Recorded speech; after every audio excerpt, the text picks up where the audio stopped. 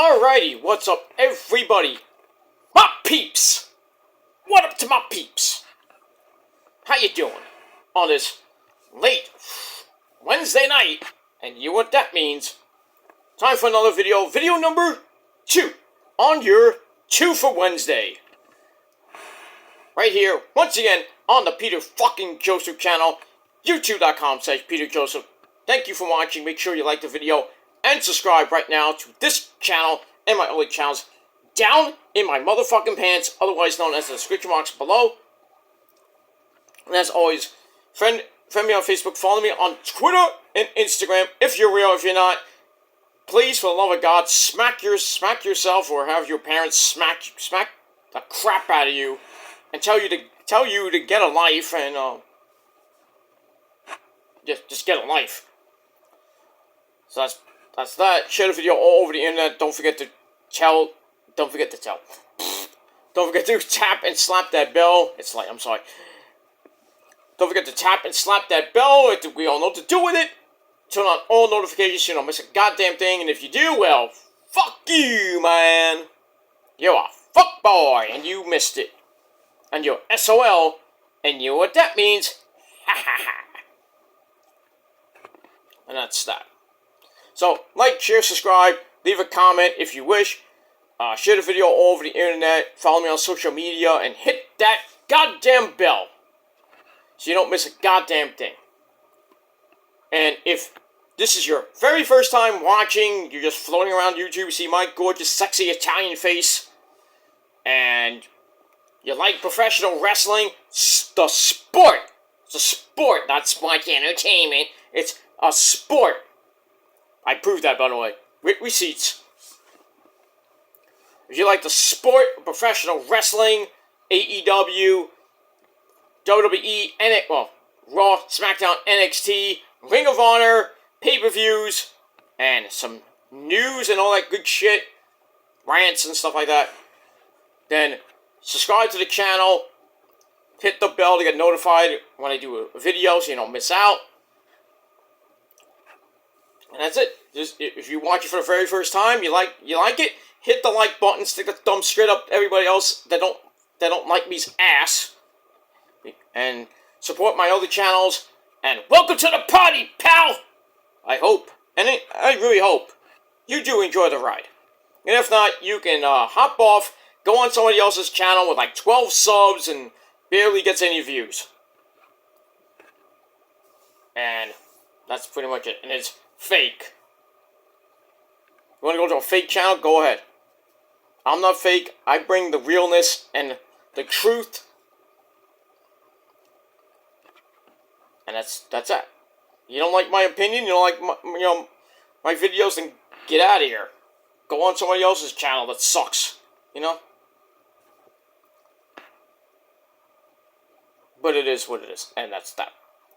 So, welcome to the party if you're new. And for everybody else, thanks for watching the video. Once again, my name is Peter Joseph. I'm a content creator talking about the world of professional wrestling and anything else I want to talk about.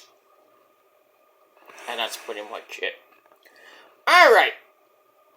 Enough about that. Bull funky. That's that. Alright, so I hope everybody had a great Wednesday. And if not, well, maybe, just maybe, for some of you, you might have a better tomorrow. But it is what it is. We got, as of this video, 9 more days of September as we turn the calendar over to that great spooky month of October. Halloween's coming up in about a month from now. So it's going to be pretty damn good. And, got tomorrow and Friday, the final days of summer, as fall begins on Saturday, and it's really gonna be cold this weekend, especially here in the Northeast. Holy crap. I think it's Saturday. Yeah, I think Saturday is supposed to rain like crazy because we're getting a stupid coastal storm. It's going into Sunday, which sucks. But Sunday's going to be a little bit warmer than Saturday. Saturday's going to be like 60 to 64 degrees, 65 degrees. Blech. But hoodie weather, break out the pants and the winter, not the winter stuff yet, but break out the pants, break out the slacks, sweatpants, whatever you're going to wear in the fall. Break out the hoodies. And that's that. But, yeah, Sunday's going to be a little bit warmer, about 70 degrees, and then we'll see what happens with the first full week of fall, which begins on Monday. And for all my Jewish fans out there, happy Yom Kippur. I think it's Yom Kippur this coming weekend, which goes into Monday. So, Happy New Year to all you. And that's it. Alright, so pleasantries out of the way and all that stuff. Glad that my good friend Janelle from the great band Conquer the Divide is feeling better. She actually messaged me today, saying, "Hey, we're playing in Brooklyn tonight." I was like, "Oh, thanks for telling me freaking 8 to 10 hours before your show." Nice. I had to tell. I was like, first of all, it was in Greenpoint, Brooklyn. I couldn't even get there. I could get there, but I didn't have any money to get a ticket. And besides, I would have to get there really early, like 5, maybe 6 o'clock. Stand outside, whatever time the place opens. I have to go there, and then it was supposed to go on at 8:30, and they probably would have got off by 9, and then I probably would have left. Well, maybe I would have, I don't know if they were going to do a meet and greet, like at their merch tent. I don't know if they were going to do a meet and greet at all. I would have done it if I had a little bit more money than I have now, because I got to pay bills by the end of the month. I got to pay my phone bill, other things I got to pay for, and it's, I got to save for it. I got to pay a big, 2 big bill. Not a big. Well, I got to pay my phone bill, and I got to pay another bill at the end of this month. Basically, by next week. Next weekend, I got a big bill to pay. So I had to save some money, and I had to tell Janelle I couldn't make it, but. They're on tour now with a couple other bands. It's going through, I think, all of I think it ends next month. So they're touring for their new record called Slow Burn. I'll get it out. That's what she said. Slow Burn. Great freaking album. You can download it on Spotify. You can even buy it on Amazon. Good shit. It's so good. The album is a banger. Great songs and everything from a great band. All gorgeous ladies. You gotta love that. But, sad that I couldn't go meet the band and everything, take some pictures, maybe some video, but can't go to all the concerts. Can't go to all of them. Because they cost money. Even though I work in the music business, I don't get all the VIP stuff. But I gotta, some of the concerts I go to, I go in for free, but some of them I have to pay for, like the In This Moment concert coming up in November. The one coming up in a couple weeks, I get in for free, because it's basically 5 minutes away from my house. So, it's right around the corner, basically. It's like a local place in my area, so.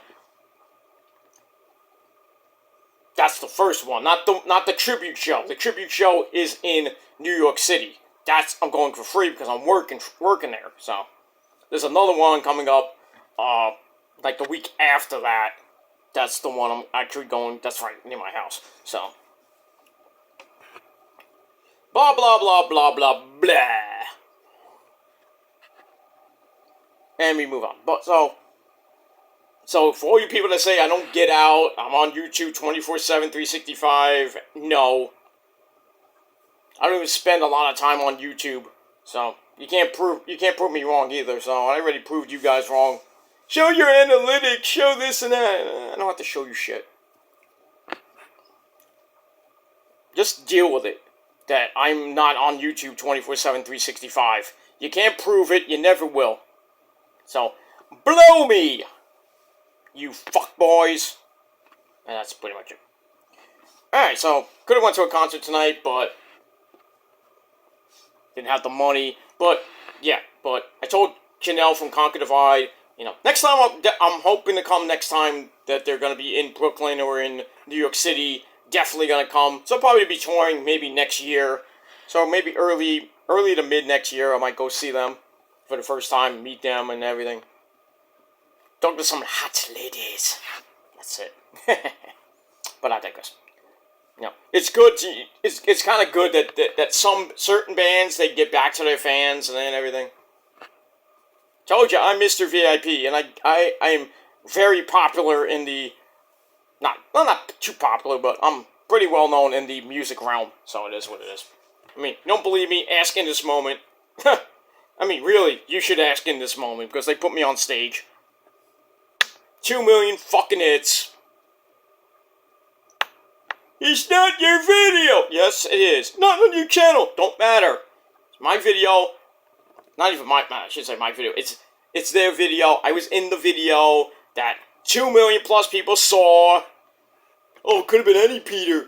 Well, if you dumb fucks would have saw the intro that's on this very channel and see that I'm the person in the mask.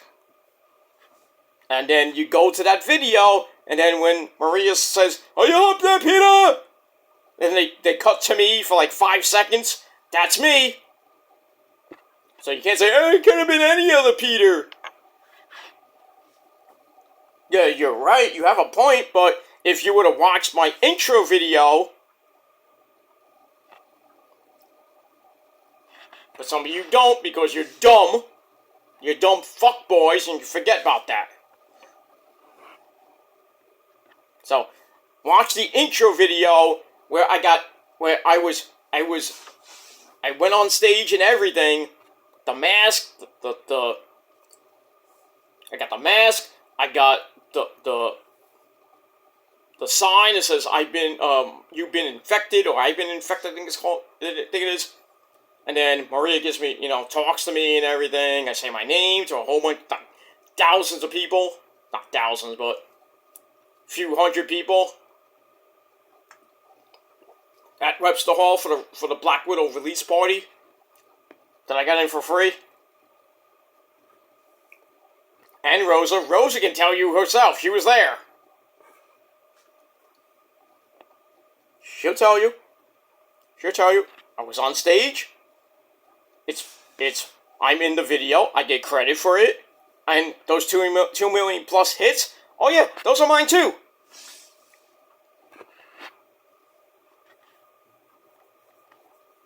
So, you can't debate me on it. So don't even try, because I'm not going to debate you on it, because I have nothing to say about it. All you're going to say is, it's not your video, it's not on your channel, you wouldn't have got that 2 million hits, it was on your channel. You're right, you have that point. You have that one minuscule little point, and then everything else is basic bullshit. It's not you in the cage, not you under the mask. Oh, yeah, it is. And I would have just linked the video. I've done it on this channel.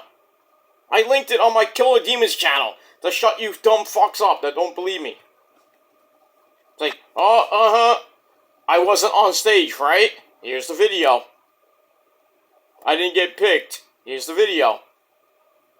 And then, you can say, oh, you're a Make-A-Wish kid, you're this and that. These dumb fuck assumptions and shit that you have no proof of anything. Makes me laugh. Makes me fucking laugh. Make-A-Wish kid. Kiss my ass. Pays to know the band. It pays to know the band. And I work for their record company. When it used to be on it. They're not on it now, but...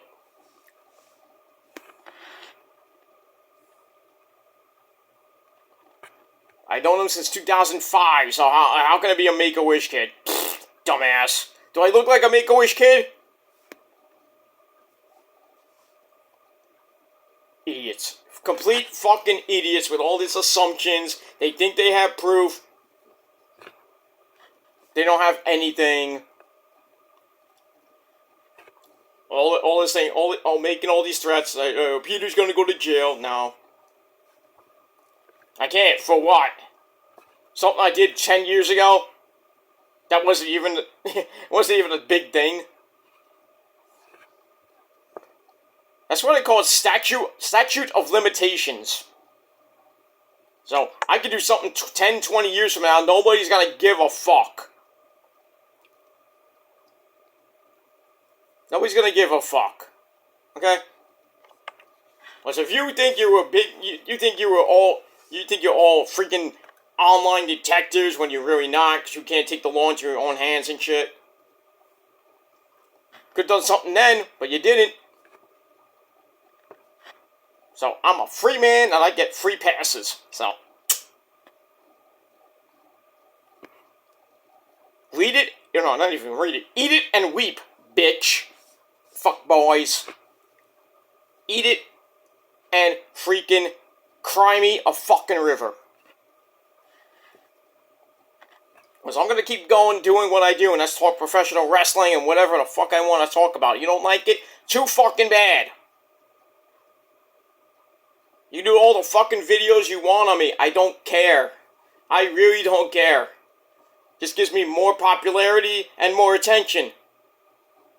And you're wasting your freaking time on people like me.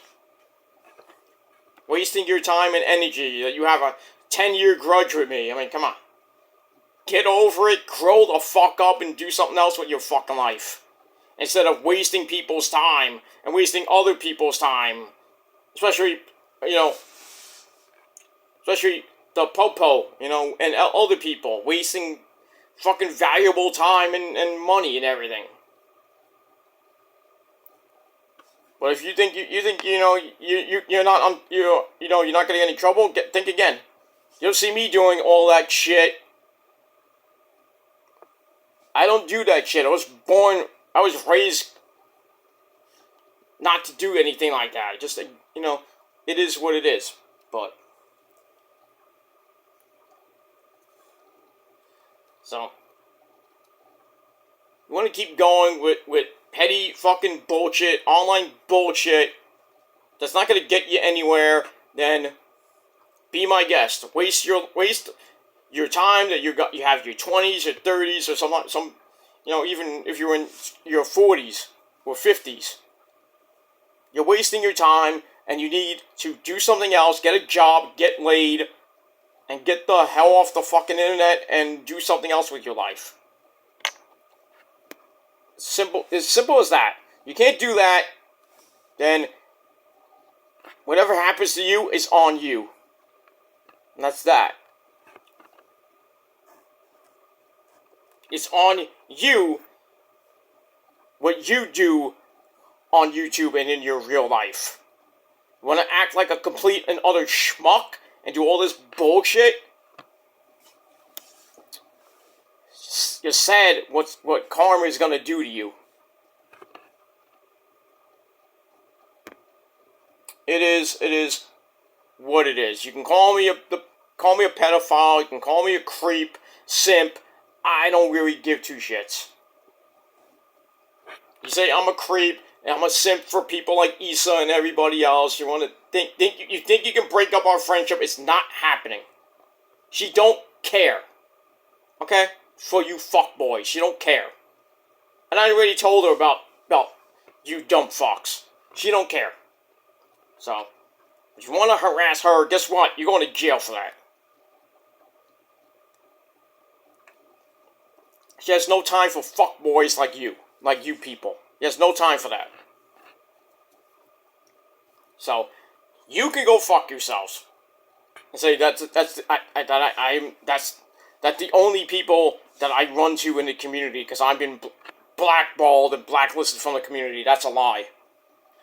That's a lie. That you can say that Issa's chat don't care about me. Lie!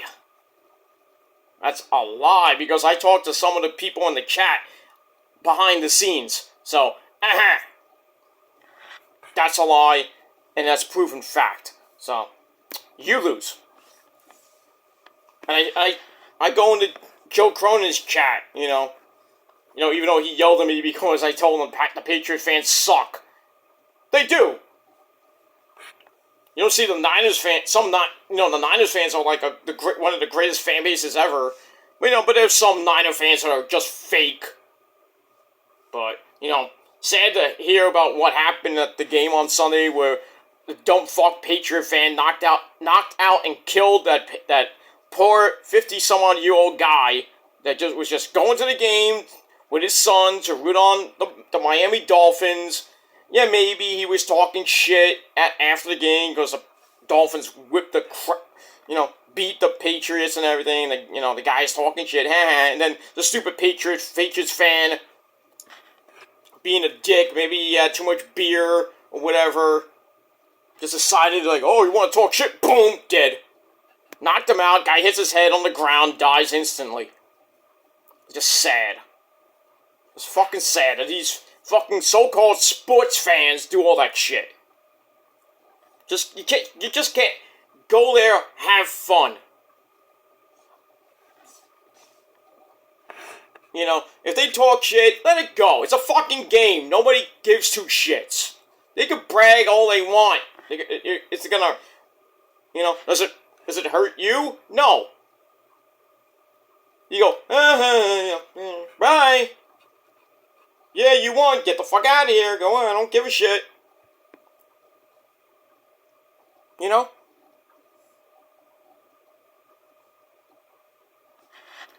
When the Giants beat the Niners a few years ago in the NFC title game, I was mad.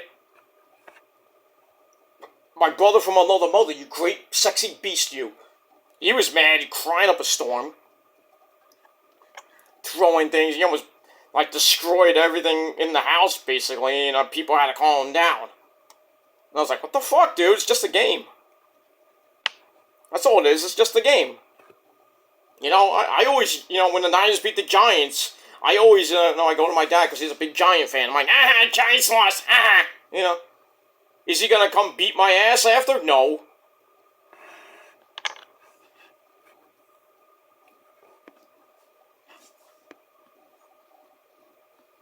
Other members of my family, they say, oh, what happened to your Jets? What happened to the Niners? I'm like, we lost, big deal.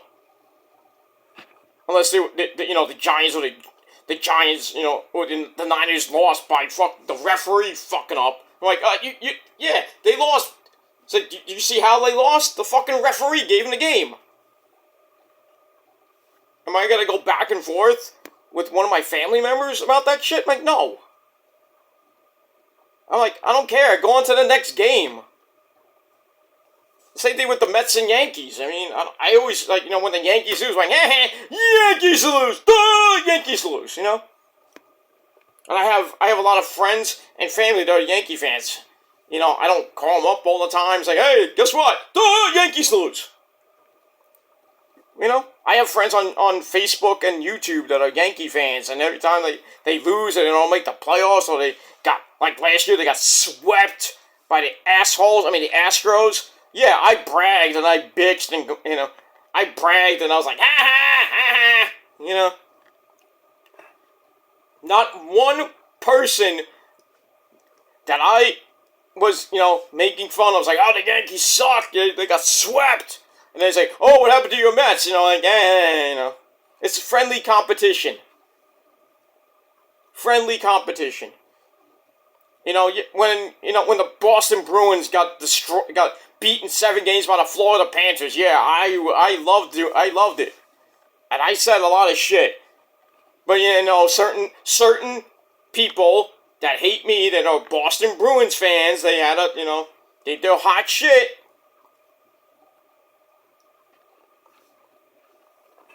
Want to do all this bullshit just because I said the Boston Bruins suck. And they got knocked out of the playoffs. The same thing with the Celtics. I'll brag about it till I feel, the day till next season. I don't give a shit.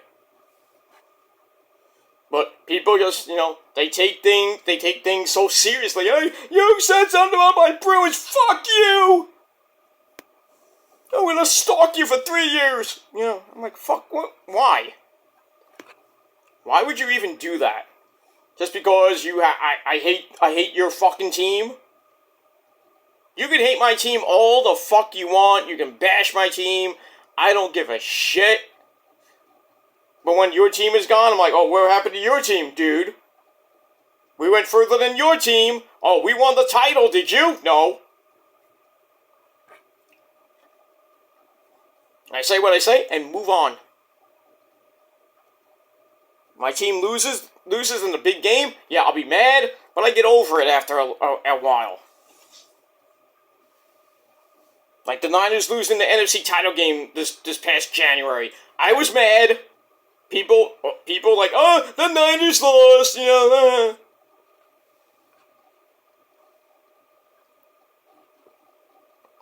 Did I go back and forth with these people for like 5 months? I'm like, no. I didn't care. I was like, yeah, but where were you in the playoffs? Oh, that's right, you lost in the first round. Get over it. I don't care. I mean, you can mock me and the Niners all you want. I don't give a shit. I don't give a shit. You can brag all you want till next season. I don't give a shit. I'm just going to say, well, look where we went and where did you go? That's all I'm going to say. It's like, better luck next year. Like, just these people are, not real sports fans. They take things so seriously. I said, I was just joking around with Joe last night, and he just goes on a big tirade about me, saying things that are not true, of course, the whole P word. But me and Joe are cool. I never had a problem with Joe, so. And Joe freaking messaged me this morning saying, I didn't mean what I said. I was like, I know what you're just joking around. I was like, we're just joking around. I was joking around about saying the Patriots are bad, freaking, their fans suck. Every sports team fans suck.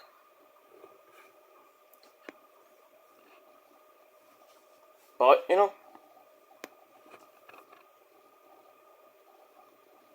me and Joe squashed the whole thing. We're still, we're still civil. That's all I gotta say about that. But big ups to Joe Cronin, the man. Better than that other schmuck JD. But we move on. Alright, enough about that bullshit. I wasted way too much time. Anyway, so on this late Wednesday night, and you know what that means, for video number 2 on this Wednesday night. Hope you had a great day and everything, like I said before. Check out my first video of the day down in the description box. I talked about AEW, the ratings for last week's Dynamite. Pretty damn good. 888,000 views. Barely beating out NXT last week. I talked about NXT's ratings. Still pretty damn good. It went down a little bit from last week. They did 850. This week they did 825, around 825. With Becky, Raw stinks. Like they did 1.35 last week. This week was like 1.3, barely at 1.3. Sad. I know it's because of Monday Night Football and everything. But that's the price you pay for going on Monday nights during, football season. AEW's going to get really, not going to be getting big ratings coming up because the baseball season is ending in 2 weeks. They got the playoffs coming up in October. So Rampage's ratings are going to stink because everybody's going to watch the playoffs even though the Mets and Yankees are not in it. But the ratings are going to, affect them because everybody wants to watch the playoffs when they really could be watching, wrestling and everything. Collision, the same thing, going to be preempted because of baseball. And then hockey season's beginning, so some of the games are going to be on the USA Network. Some of them will be on TNT. but really, I think Rampage may or may not be affected with the baseball playoffs coming up in October. Collision may, I don't know, probably Collision may or may not be preempted. I think the only thing might be Dynamite, which might be preempted, or might start a little bit late because of the game. The game might start at 4:00 or 4:30. Then it could go into extra innings, and then Dynamite's got to start live. Let's go. Or they scrapped it on Wednesday, go to Tuesday, had the Tuesday Night War, which will be very interesting. Now, not back then. So we'll have to see what happens with that. And then pretty much after the middle of October, AEW is like full steam ahead on TBS because there's really nothing on TBS, and because basketball is on TNT, so the only thing that would affect AEW's ratings would be basketball on TNT on Friday and maybe Saturday nights. And then when you get to the summer months, like spring and summer, you got the hockey playoffs on TNT. The basketball playoffs on TNT, so Dynamite won't be affected too much, but Rampage and Collision are going to be preempted, different start times and stuff like that, even for a live show for Collision, so Collision might be taped some weeks, so we'll see what happens with that. So I talked about that, the NXT ratings, I talked about AEW's new pay-per-view coming in December. Tentative date December the 29th, which is a Friday, right before the new year. Which could be Winter is Coming, which is usually in the middle of December. So see what happens with that. I don't think they should do Friday night for a pay-per-view, for an entire AEW pay-per-view. I would do it maybe the week before on a Saturday. Or that Sunday, maybe December the 17th, I would have done this pay-per-view. Or maybe, you could do Saturday, but then you have to worry about Collision, if it's taped, or just scrap it for that week. I don't know what Tony Khan would do for that, but either, I would put it either December the 10th, or December. Well, I can't do December 10th because I might be hindering Final Battle unless they put Final Battle on a Friday like they used to do, or Saturday. So go up against Collision. See what happens with that. So if I was gonna do this AEW pay-per-view, like I said, I would probably do it the weekend. Maybe you can put it December 23rd or the 16th. Put it on a Saturday afternoon. Well, maybe, I don't know about Saturday afternoon because college football will be, in the right near the end of the playoffs and everything, and getting to the bowl games and shit like that, title games and whatever. So don't know if that'll work, or they just do the normal pay-per-view at night. And like I said, I don't know what would happen with Collision.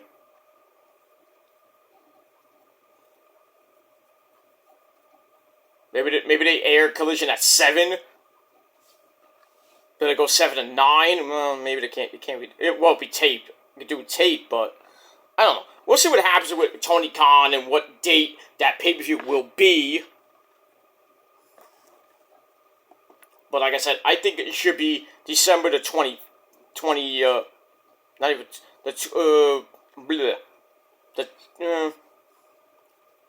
well, we'll see. We'll see what happens. So if it's not the 29th, maybe they do the 30th and just have like a best of Collision show. So nobody's gonna watch that. So at least they're gonna do something by the end of the year. And most of the talent will be there, like the Bucks and Kenny and everything. And then some AEW talent will go to Japan for Wrestle Kingdom 18, which is on January the 4th and 5th. And then they have New Year's Dash, so really it'll be 4th, 5th, and maybe the 6th here in the States. So they'll miss the first Dynamite of the year. We'll see what happens with all that. But more to come about this AEW pay-per-view in December. And then next year, every month you're getting a pay-per-view for AEW. Starting probably after the December pay-per-view, they're going to have the January pay-per-view. I don't know when they're going to do that. Maybe they do it the day after the Royal Rumble, which will be interesting. Or they do it the week before the Royal Rumble.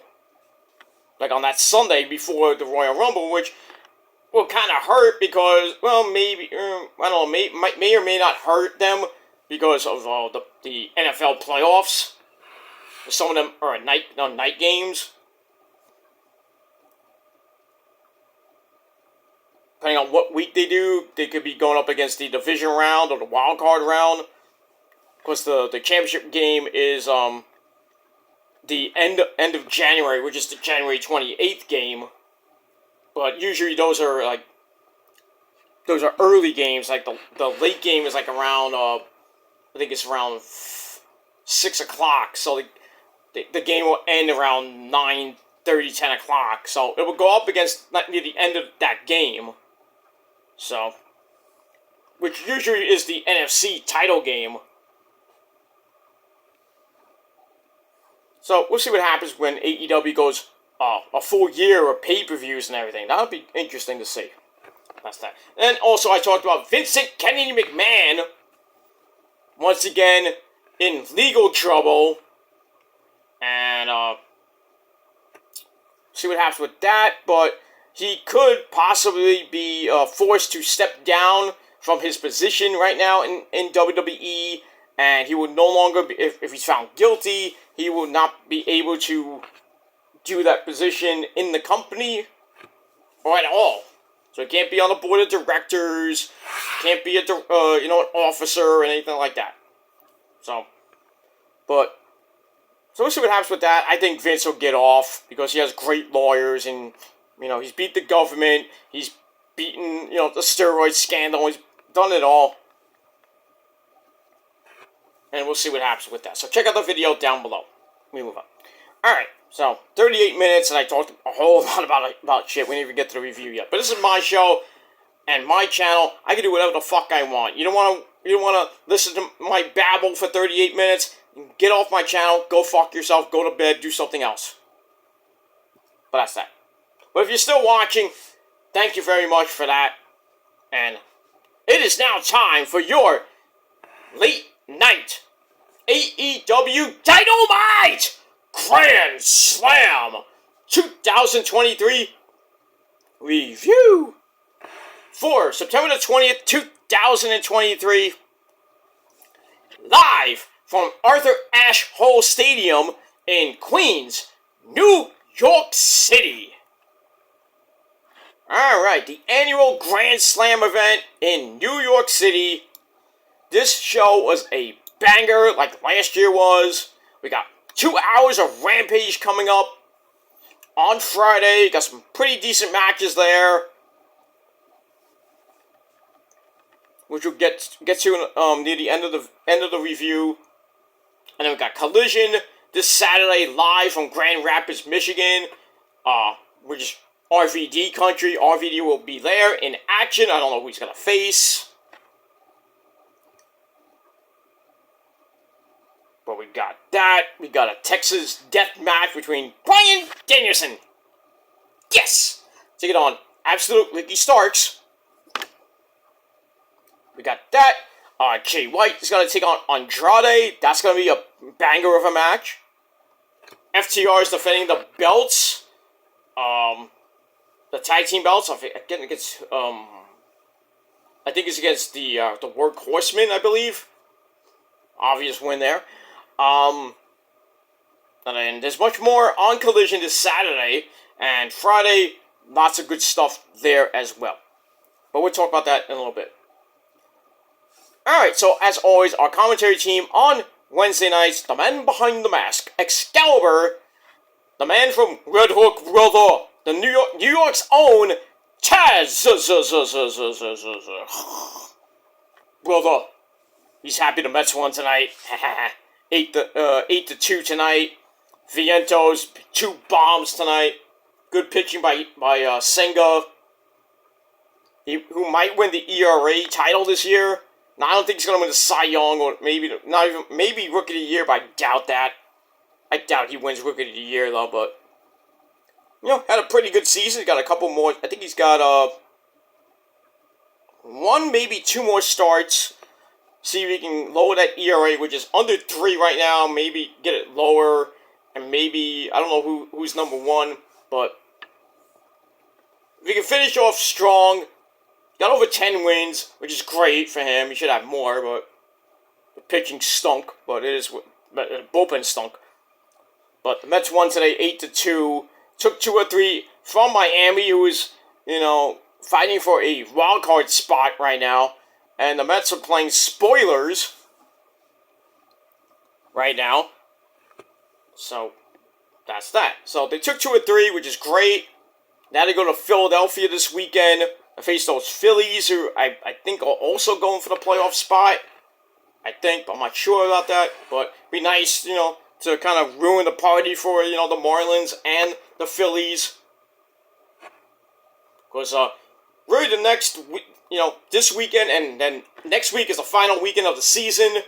So the Mets will be home against the Marlins and the Phillies to end the season.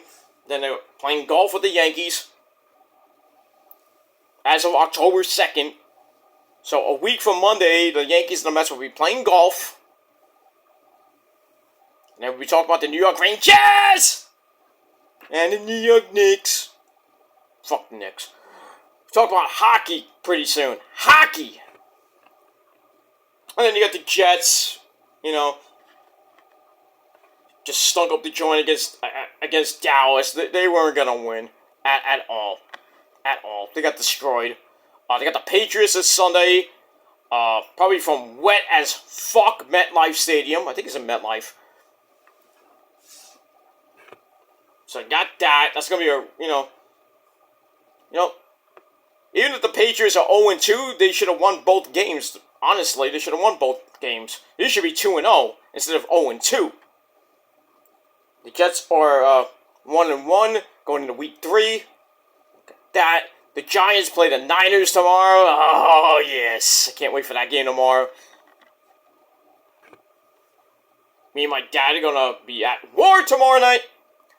That game is on Amazon Prime, and it is, if you're in the New York area, it is on Fox 5. Originally, it wasn't, but today they put the game on Channel 5 because it's a Giants affiliate. So, there's supposed to be Thursday Night Baseball. The Mets were supposed to play the Phillies tomorrow in I think a 4-game series. I thought they were off tomorrow, but they're playing tomorrow. But that game got moved to Channel 9, which is interesting. They haven't been on Channel 9 in a while. So the Met game tomorrow is not on Channel 5, it's on Channel 9. So if you want to do picture-in-picture with the Niners-Giants game and then your Met game, if you're a Met fan, go ahead and do that. But the Met game starts at 7 and probably be over by 9:30. So, but the Giants-Niners at 8 p.m. on Channel 5. Will be simulcast on Channel 5 from Amazon Prime.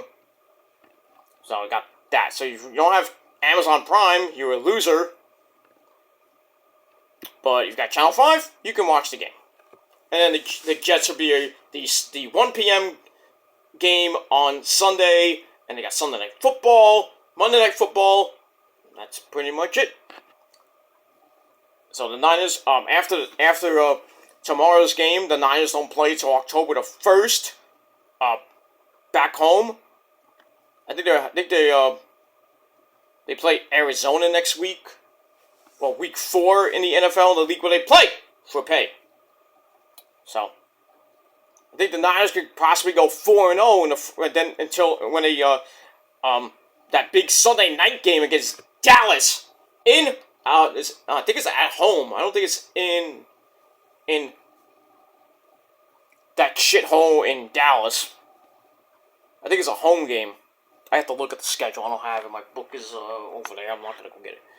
But yeah, so the Niners got, they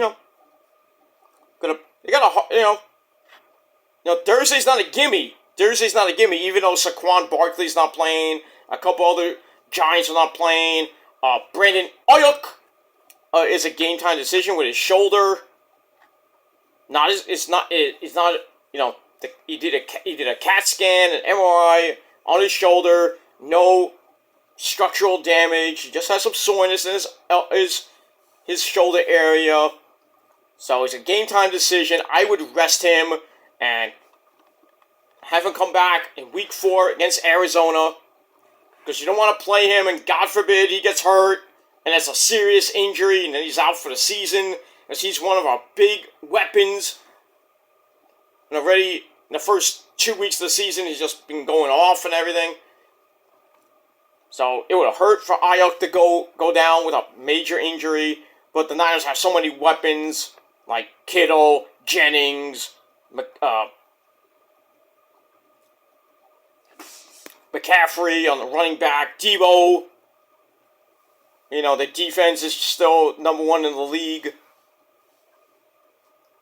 So Niners will be fine without Ayuk, but Brock Purdy will have a little bit less weapon in his arsenal, but he should be fine. He will be fine. He will be going for his 10th straight regular season win tomorrow. I think he will get it. Because I think that, even with Daniel Jones and the big epic comeback that the Giants had against Arizona, there is no way, I think there is no way with the Giants defense, which is a mess right now, and the offense looks like shit, even though, the comeback last week, blah, blah, blah, blah, blah, blah. I just don't think it's going to be a tight game. I think the Niners are already favored by 11 points. I think they're going to win by 2 touchdowns. Or more. Who knows? But I think the Niners will win tomorrow. I don't think this will be a trap game. But, can't rule it out a possibility. But I think the Niners at home, their first home game of the season, where Levi's not usually a great place for the Niners, They have lost some home games, some really heartbreaking home games, especially last year. But I think the first home game against the Giants, who, kind of give the Niners fits at times, but they're out with, they don't have one of their big weapons, which is Saquon Barkley. Daniel Jones is a fumble-litis machine. And Bosa and Fred Warner and company are gonna really disrupt him. I wouldn't be surprised if he throws interceptions to Lenore, the Ward brothers, Hufunga, who had one last week. The Niners defense is going to annihilate him, Daniel Jones, and that horrible offensive line. So I think the Niners will be okay. I don't think it's gonna, like I said, it's not gonna be a close game that people would think it would be if Saquon Barkley was in. I still think the Niners would win that game anyway. But tomorrow, the Niners are gonna rip the Giants a new one. If you thought 40-0 was bad, if it gets bad, if the Giants are down 21-0 in the first quarter, say goodnight. Say goodnight, Giant fans, because there is no way, no how that they're going to rack up 21 points to tie the game or even win the game against that Niner defense. Unless there's a big-time injury, maybe, but I doubt it.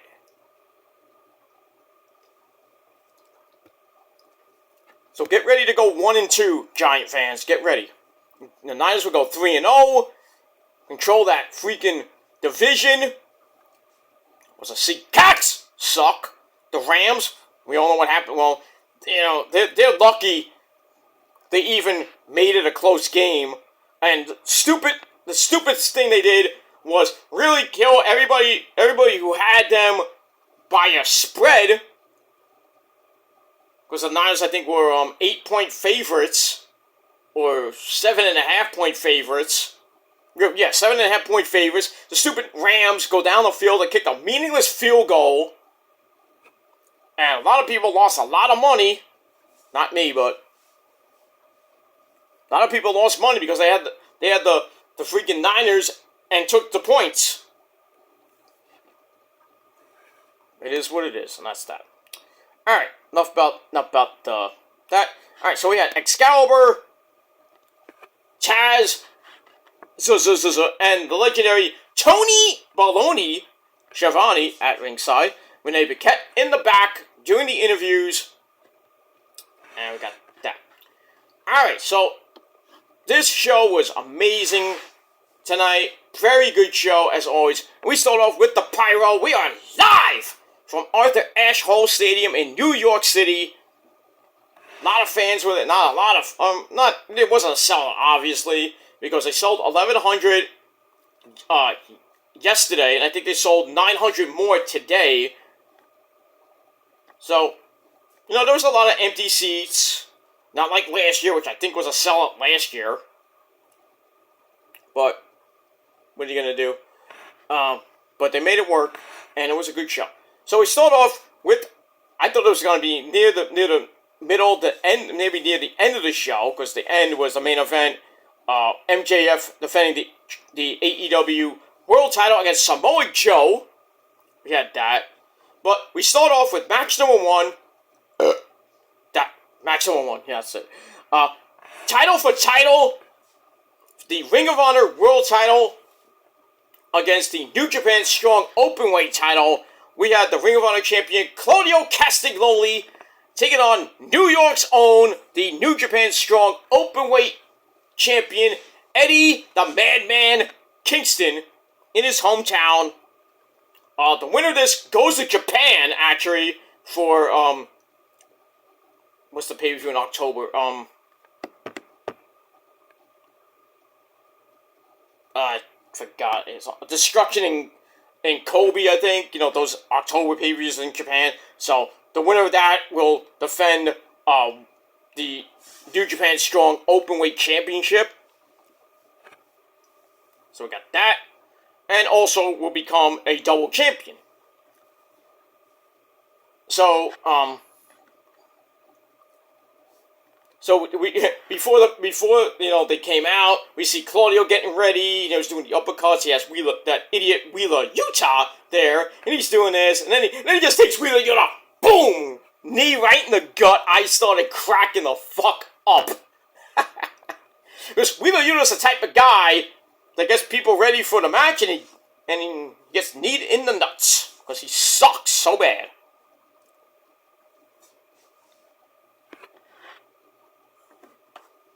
Wheeler Yuta is the type of guy that puts iced tea in the microwave. Dude, come on. That's how bad he is. That's how corny he is. He sucks.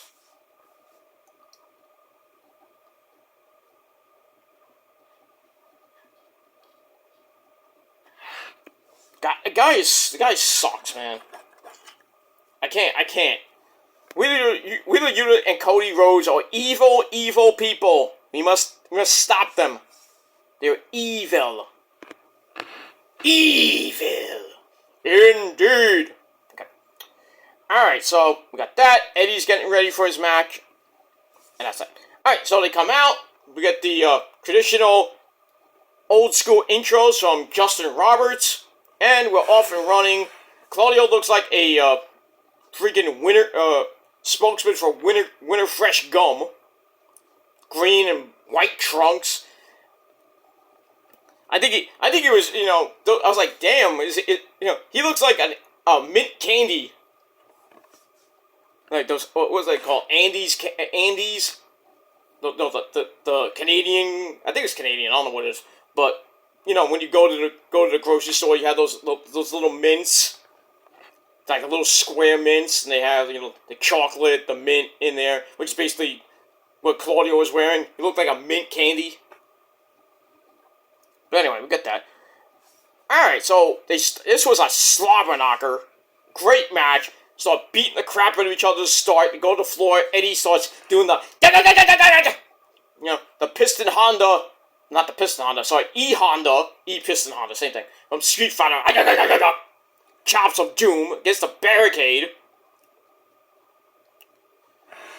Then goes after Claudio's knee on back inside. Claudio gets up, hits a gut wrench suplex into a power bomb. Very nice. Goes for the neutralizer, gets blocked. Eddie comes back, knocks him to the ramp. Ow! Yeah, the ramp was like this, and it goes right into the ring, like it did. It did last year. Knocks him to the ramp, then he gets suplexed hard on the ramp. Ow! They go back in. Claudio goes up for a middle rope double stomp and hits that. Goes for a swanton dive, or a swan dive, if you will, and missed that. As we go to picture-in-picture, we come back, and Eddie comes back. He's hooking up, brother! And gets a near fall off a 1921 backslide. Then we get an Insecurity, sets up a T-bone suplex, Taz like that, and a Saito suplex for a near fall.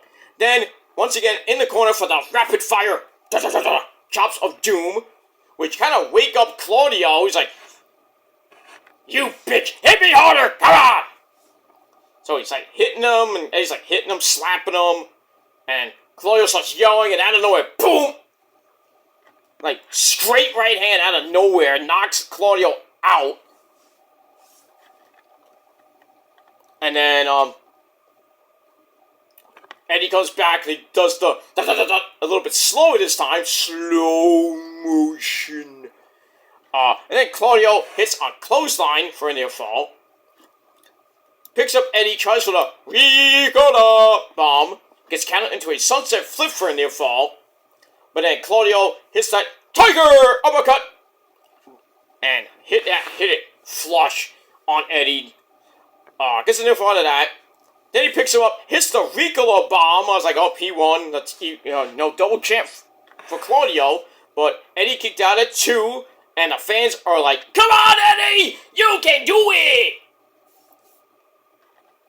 And they get back up. Eddie hits some spinning back fist into a half-and-a-half suplex. And then he hits a third back fist into a Northern Lights bomb. And I was like, damn, if he doesn't win the title here, I don't think he's going to win at all.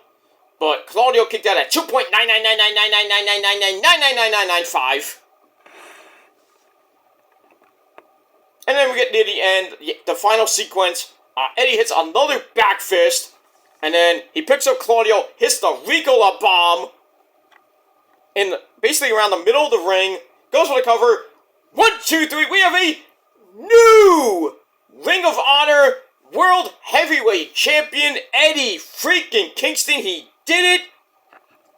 I thought he wasn't going to do it. I had some doubts he wasn't going to do it, and that he might win. It was going to go all the way to maybe final battle. But I guess the feud is ended. I don't know yet. We might, because Claudio does have a rematch clause. So, we'll see what happens with that. But Eddie Kingston is your new Ring of Honor Ring of Honor World Heavyweight Champion. 15-minute match. Match was great. Gave it 3.25 out of 5 stars. After the match, Eddie's celebrating. The fans in New York are loving it. And then Wheeler Yuta comes in. I thought that him and Eddie were gonna go at it for some odd reason, but he basically helped up Claudio, who they get up, they have a stare down, and then Eddie extended his hand. I guess maybe it's like it's like, it's over, our beef is done, we're gonna go our separate ways. And Claudio's like, And then he shakes his hand, shows respect, hands over the Ring of Honor title to Eddie, and then him and Wheeler Yuta leave. And Eddie gets that big moment in his hometown. The fans went nuts. And congrats, Eddie. You did it.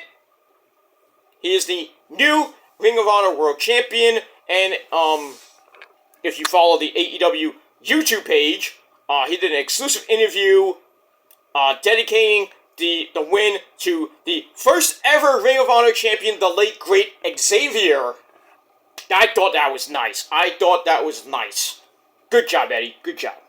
You're still a man, but you're still a great guy. But it is what it is. And that's that.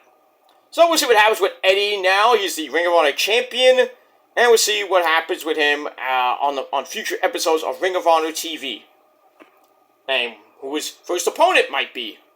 There's a lot of people looking for that title now. But, number one on that list is Claudio because he has a rematch clause. So we'll see what happens with that and how long Eddie will hold the belt. For Eddie's sake, I hope he holds it for a few months. Who's he losing to? Either Claudio, maybe Mark Briscoe, I don't know. Probably will be a heel, and then Mark Briscoe will win it. But we'll see what happens with that. We move on. Alright, then we get a video from early in the week. This was the segment of the night. I love this. We have the kingdom of I'm Matt Taven. If you don't like Matt Taven, you're a Melvin. And the man who likes to punch people in the wiener, and that's that's Mike Kanellis Bennett. They're in the hospital with Roddy, who's in he's in his bed in the hospital. We see a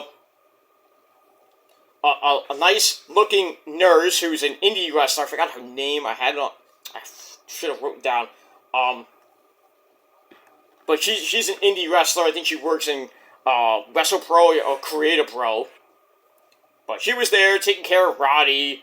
And then we have Matt Taven. He gets a card from a person named Olga, thanking him for promoting Neck Health Awareness Month. And Roddy's he's half asleep, but he's listening. He has his glasses on, which I thought was weird. It's funny. It was they have the balloons and everything. And then out of nowhere, Roddy does what he does best. Adam!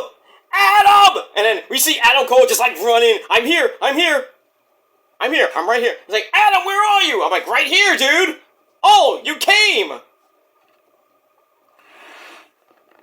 So he comes in, and then him and Mike Bennett and Matt Taven continue to go back and forth.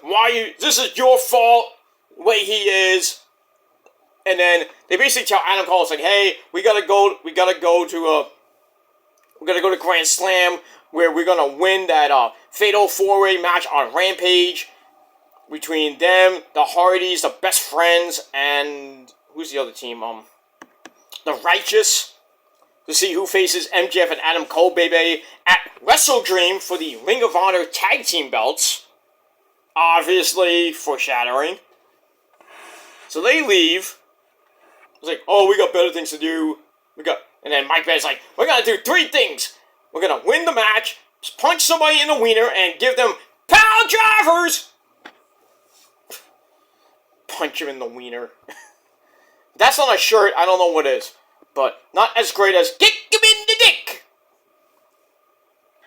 We still say that sometimes, during certain matches, They're beating each other up, And it's out of nowhere, someone was like, kick him in the dick! And then sometimes they do, and they get disqualified. You got me disqualified, you idiot!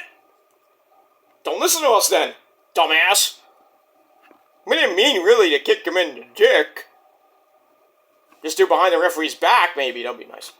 But anyway, so they leave, and then Cole, is talking to Roddy. He was like, and then freaking Roddy's talking to Adam, and Adam's like, hey, I gotta help Max with his match against Samoa Joe. And then you hear this weird, creepy popping sound, and Roddy's like, he rises up like the Undertaker almost. Very slowly, the freaking bed creaks. I'm like, what the hell? he starts yelling at Adam. He's like, "You really gotta go? You gonna leave me here?" And Adam's like, "Yeah, I gotta go." So Roddy's like, just fucking go. Just fucking go. And he actually said the F word, not freaking. He said fucking. I think they did bleep it. Obviously, they had to. So, still this Adam, Roddy's Karen, 5-star clinger, Adam! Still going on. So, we got that. So I gave this 3.5 out of 5 stars. I thought it was hilarious. And I think Friday night on Rampage, the Kingdom will win the match. Get the title shot against MJF and Adam Cole, baby. And at Wrestle Dream, I do see Roddy getting involved, and he's gonna help Mike Bennett and Matt Taven become the new Ring of Honor Tag Team Champions. And then I think eventually during in the coming weeks, we're gonna see Adam Cole and MJF start to have problems. And I'm saying it right now, book it right now. MJF, Adam Cole 3 at Full Gear for the AEW World title. Now, does Adam Cole win it because MJF's contract ends after that? Right after that December pay-per-view? Basically, MJF could possibly be gone and go to WWE if Tony Khan doesn't give him his money.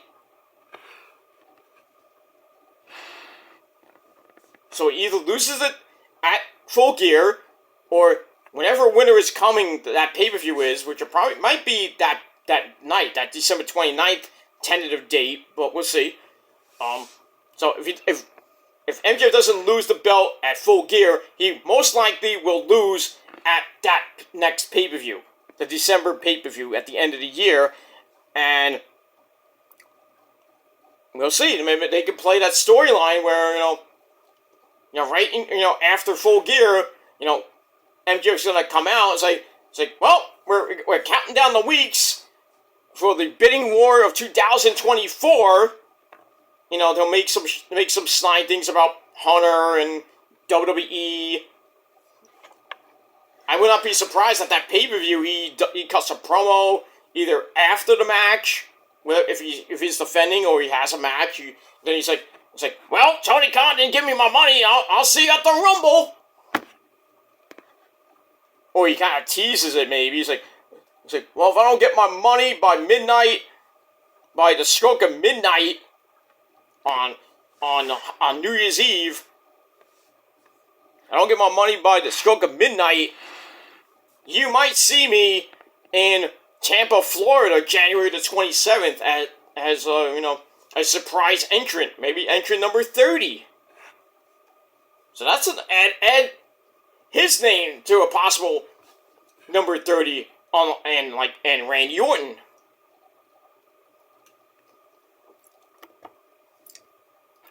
So there you go. So the Royal Rumble might be very interesting to see who might return or debut.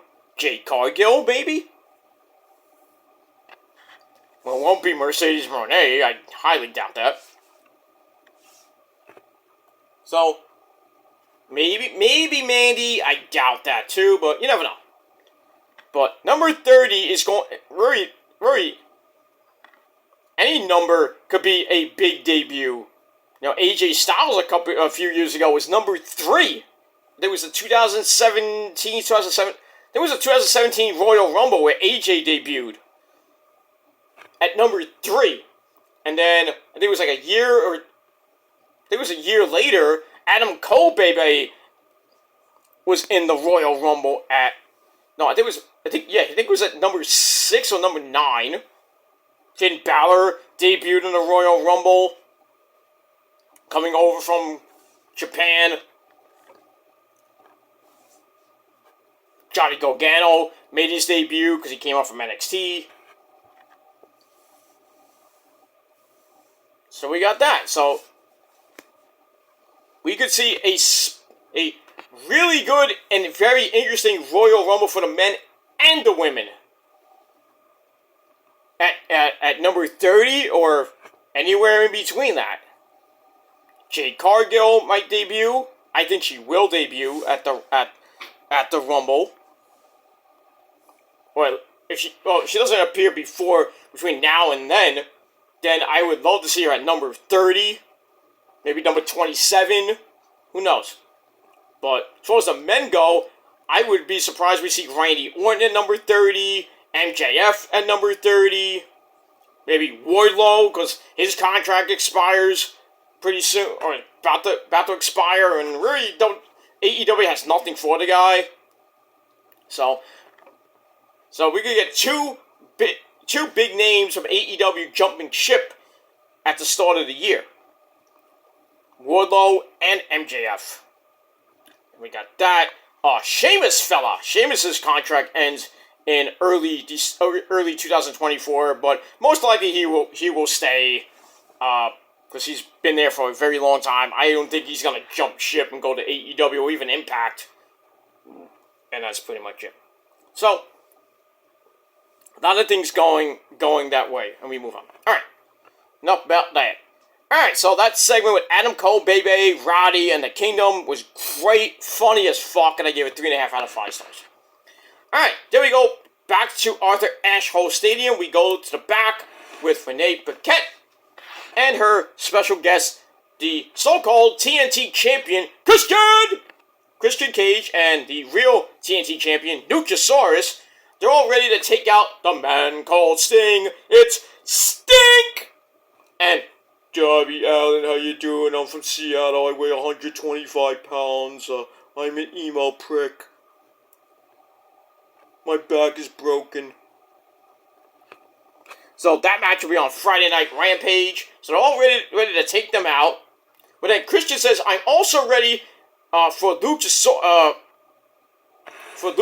to get his TNT title shot this Saturday on Collision.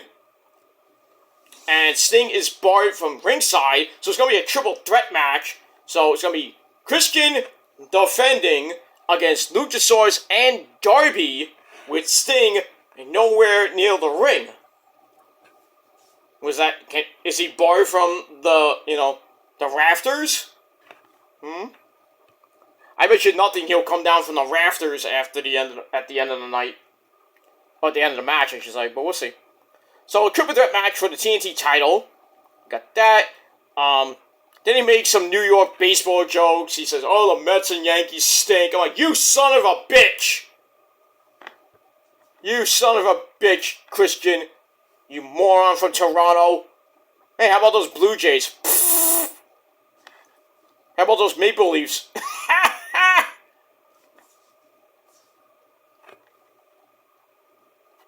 Yeah, fuck the Blue Jays, fuck the Maple Leafs, and fuck you, Christian. How dare you say that about my New York Mets? I don't care what you said about the Yankees. I don't give a shit about the Yankees. Fuck the Yankees. Fuck the Yankees, Baba. Fuck them in the ass and break their back and make them humble. Iron Sheik would tell you about that. Fuck the Yankees. Fuck the Yankees. The Yankees. With a J, not a Y. A J. Fuck the Yankees. Fuck the Yankees. Fuck their fans too. It's all about the Mets, baby. Even though they stink this year too. What's that? So he mocks the Mets and the Yankees, and you know how the crowd is. They're not pleased. And then I think after the promo we heard like, "Let's go Mets, let's go Yankees, let's go Mets." It's like, damn, this feels like me and my dad at the Elks Lodge in the summer of 2000 when the Mets and Yankees were doing so great and they was on a collision course for the Subway Series. That hot freaking night in the freaking Elks Lodge. I remember that fucking show. RVD was the TV champion.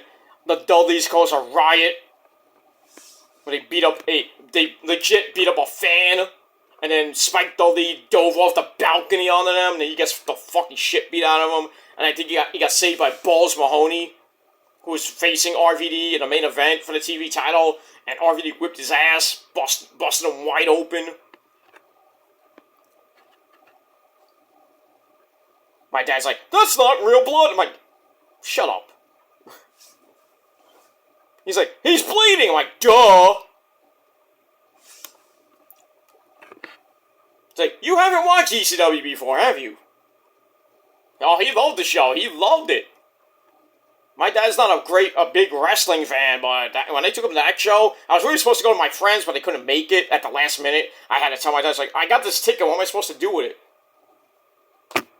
I didn't want to give it up, and I didn't want to go by myself, because, I mean, I have gone by myself, but it's a pain in the ass, because you have to go on the train, take the local train to another train, to go all the way to where the Elks Lodge is. Like, I think it's, like, far in Queens, it's a pain. And you have to walk all the way to the Elks Lodge, because, like, I think like 3 or 4 or 5 blocks, I think.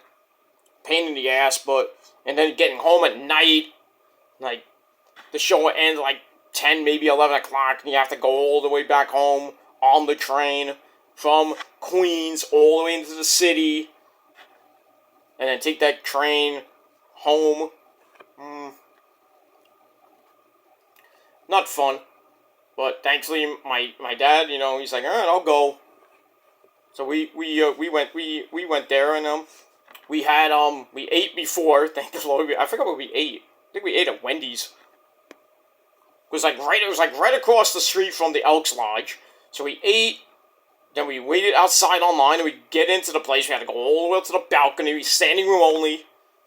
I thought we had seats, but by the time we got up there, like everything was like. All the seats were, like, freaking taken like shit. So we stood there, and I'm like, god damn, we had to stand. But we had fun. Great house show. And it was on TV, too, so TV taping as well.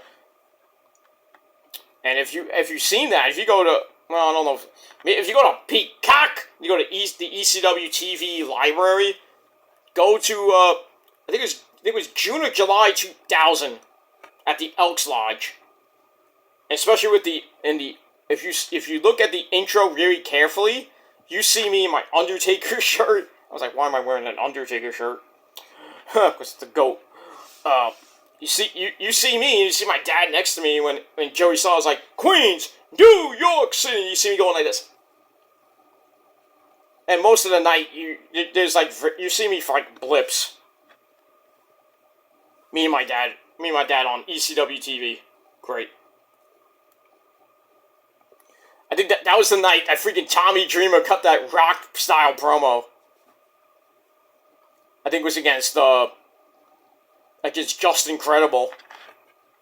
I think it was Just Incredible. Maybe it was Steve Carino, I don't remember. But he comes out in like a freaking rock shirt, and then he gets, Tommy gets mocked. And then Tom's like, "Oh, you call me The Rock? I wear a shirt like The Rock. I talk like The Rock. Finally, the dream has come back to New York City." And he does that, and then he does, "If you smell what my ass just farted." I was like, oh, really, dude? And then proceeded to get the crap beat out of him.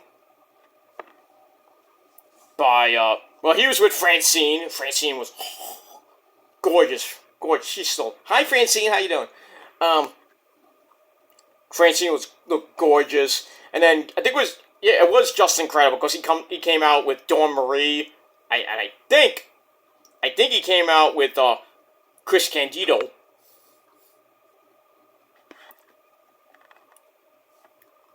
Or somebody. He came out with somebody besides Dawn Marie.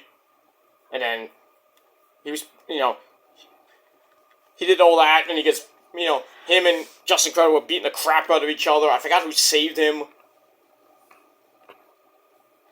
I was hoping it would be the franchise, but it wasn't. I don't think it was there. I think he was injured, so he wasn't there. Paul Heyman yelling at a fan. That was, this is when they got the Optimum deal. No, Cablevision. Remember Cablevision? Remember that. That was. I mean, he announced that they got Cablevision. They were about to go on MSG, the MSG network, and everything. That was fun. Then he makes fun of a fan, and then like during the night, like during the during the night, there's like this hot chick with big hooters, and with like all the perverts and she was in like my in the balcony where me and my dad were and everything, and we were telling her, show your tits. Obviously she did, because and then Paul Heyman came out. It's like, oh, oh, you're with her, He said something to the effect he's like bashing her, and he's like, oh, we're all gonna fuck her tonight. And I look at my dad, and I'm like, you? You? I was like, yeah, we're all gonna get laid, even you too. My dad's with a big Kool-Aid smile. Look at me, I'm gonna have sex with this chick I don't even know. Crazy, man. Man, I love the ECW. I love going to the ECW arena. But nothing beats the Elks Lodge. Because New York fans are way better than Philly fans, I'll tell you that. Every time you go to the Elks Lodge or you go to the Hammerstein for the ECW shows, and then you hear Joey Styles do the intro, next thing you hear is, Philly sucks dick! Philly sucks dick! Because they do. What do you think they call the city of brotherly love? Because everybody there is fucking gay! Except for the ladies, of course, Nothing wrong with the lesbians, but, those guys in Philly, they're pedophiles, EDP, and fucking gay. So if you're from Philly, you're gay. Pretty much. My cousin's from Philly, but, they're pretty much moving, so they're getting out of Philly. Fuck Philly. Good. We're back up to New York. We'll move down south. But yeah, get out of Philly. Philly sucks. The only thing good about Philly is the cheesesteaks. That's it. Go to Geno's, not Pat's. Geno's. Not that I eat there, but I have been to Geno's, but I haven't had the cheesesteaks, and I don't eat them because I'm not a big cheesesteak guy. I've had it once, but it didn't really taste good. It wasn't even to my liking, so I'm like, give me a nice roast beef sandwich. That's all I care about. When we move on. Alright, so we move on with that. Okay. Alright, so Christian and Luchasaurus getting ready for the match against Sting and Darby on Friday Night Rampage. And Christian makes the challenge to Darby to face him and Luchasaurus basically in a 2-on-1 handicap match for the TNT title on Collision this Saturday night in Grand Rapids, Michigan. We get that. So I gave that 3 out of 5 stars. Let me move on. Alright, then we go to, what's this, match number 2? And, I think it's match number 2. Let me just check. Yeah, match number 2 on your scorecard, on your program. We had, Chris Jericho, the Wizard, the Ocho, the Champion, Chris Jericho, Judas in my mind! He comes out looking like $1 million. He takes on the Spanish God, Sammy Guevara, who came out, the lights go down, I'm like, what the hell's going on? And then he comes out with a light, bright vest, kind of mocking, maybe a little bit of mocking Jericho when he came back to WWE with the light, bright jacket and everything. I thought that was funny. And then he gets wrapped to the ring by some rapper named Montezzi. Who the fuck is this guy? Who are you? Huh? Who are you? Pretty much he's some fat rapper that nobody cares about. Right, Scott Steiner? He's fat! I'll make him bleed. Son of a bitch is fucking fat. Right on, Scott. Right on. Anything else you gotta say? Scott? Scott! Scott? Okay, maybe you ain't gonna say anything. That's that. Scott Steiner, everybody. My good friend. He's fat! Okay. Calm down. He's fat! That's that. Alright, so match was pretty decent, it was pretty good, another banger. They try, to chop the crap out of each other. And then Sammy hits a dropkick. Jericho's not happy with him doing the like sex gods pose. He does a kind of like the Naito pose almost. And then Jericho hits a backbreaker, sending Sammy to the outside. Goes for the triangle dropkick, or the golden triangle dropkick, a la Ibushi, and missed. Sammy's dive is broken up, and then they both crash and burn to the floor. Ow. As we go to break, we come back.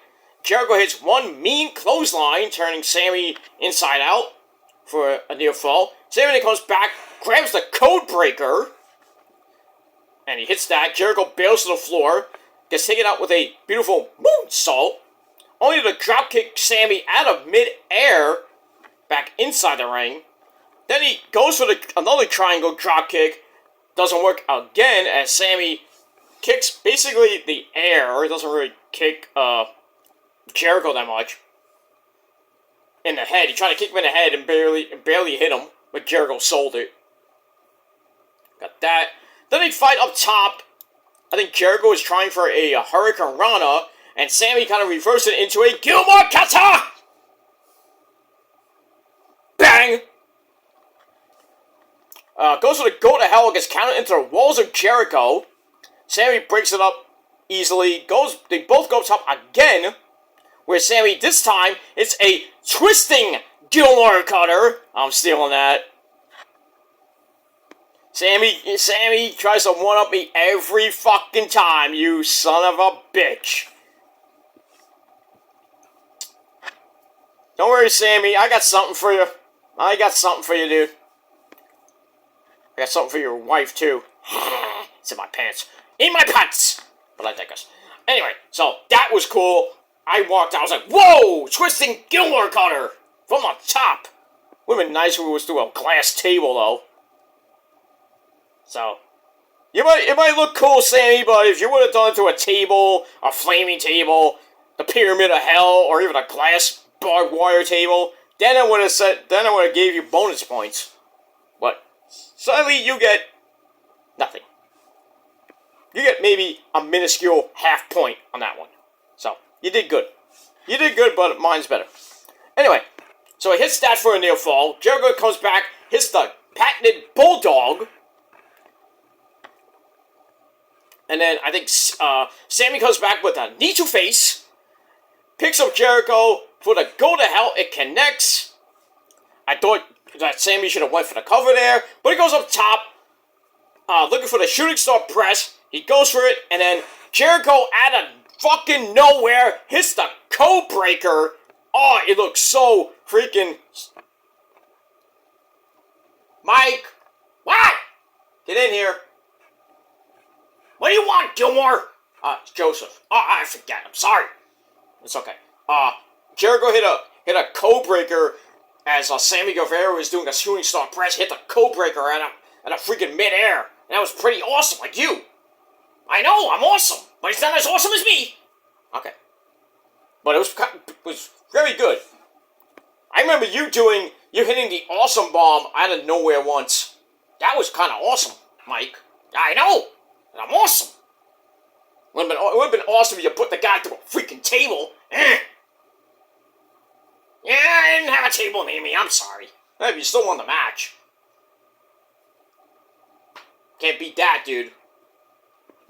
But yeah, Jericho freaking hit that out of nowhere, and it was freaking awesome, like you, Mr. Hall of Famer.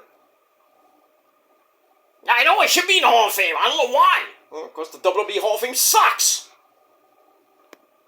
Yeah, I should put whoever runs that Hall of Fame, I'm gonna put him to a freaking table. So I should be in the Hall of Fame. You know who should not be in the Hall of Fame, Gilmore? Joseph. But who?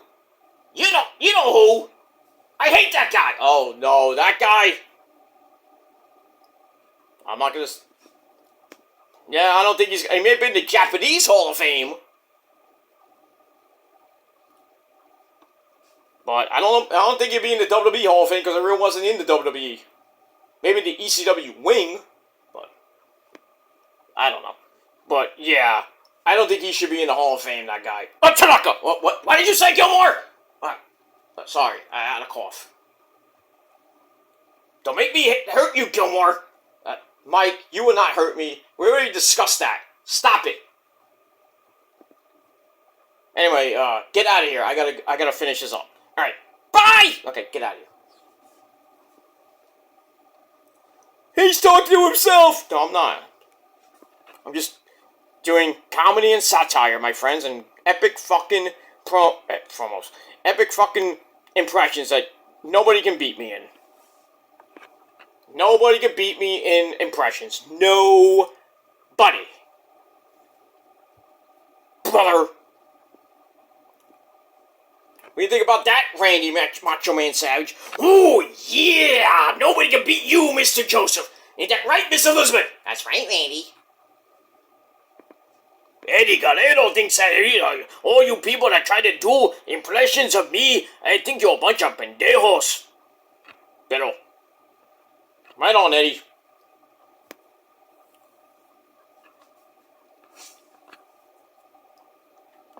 Right on, right on.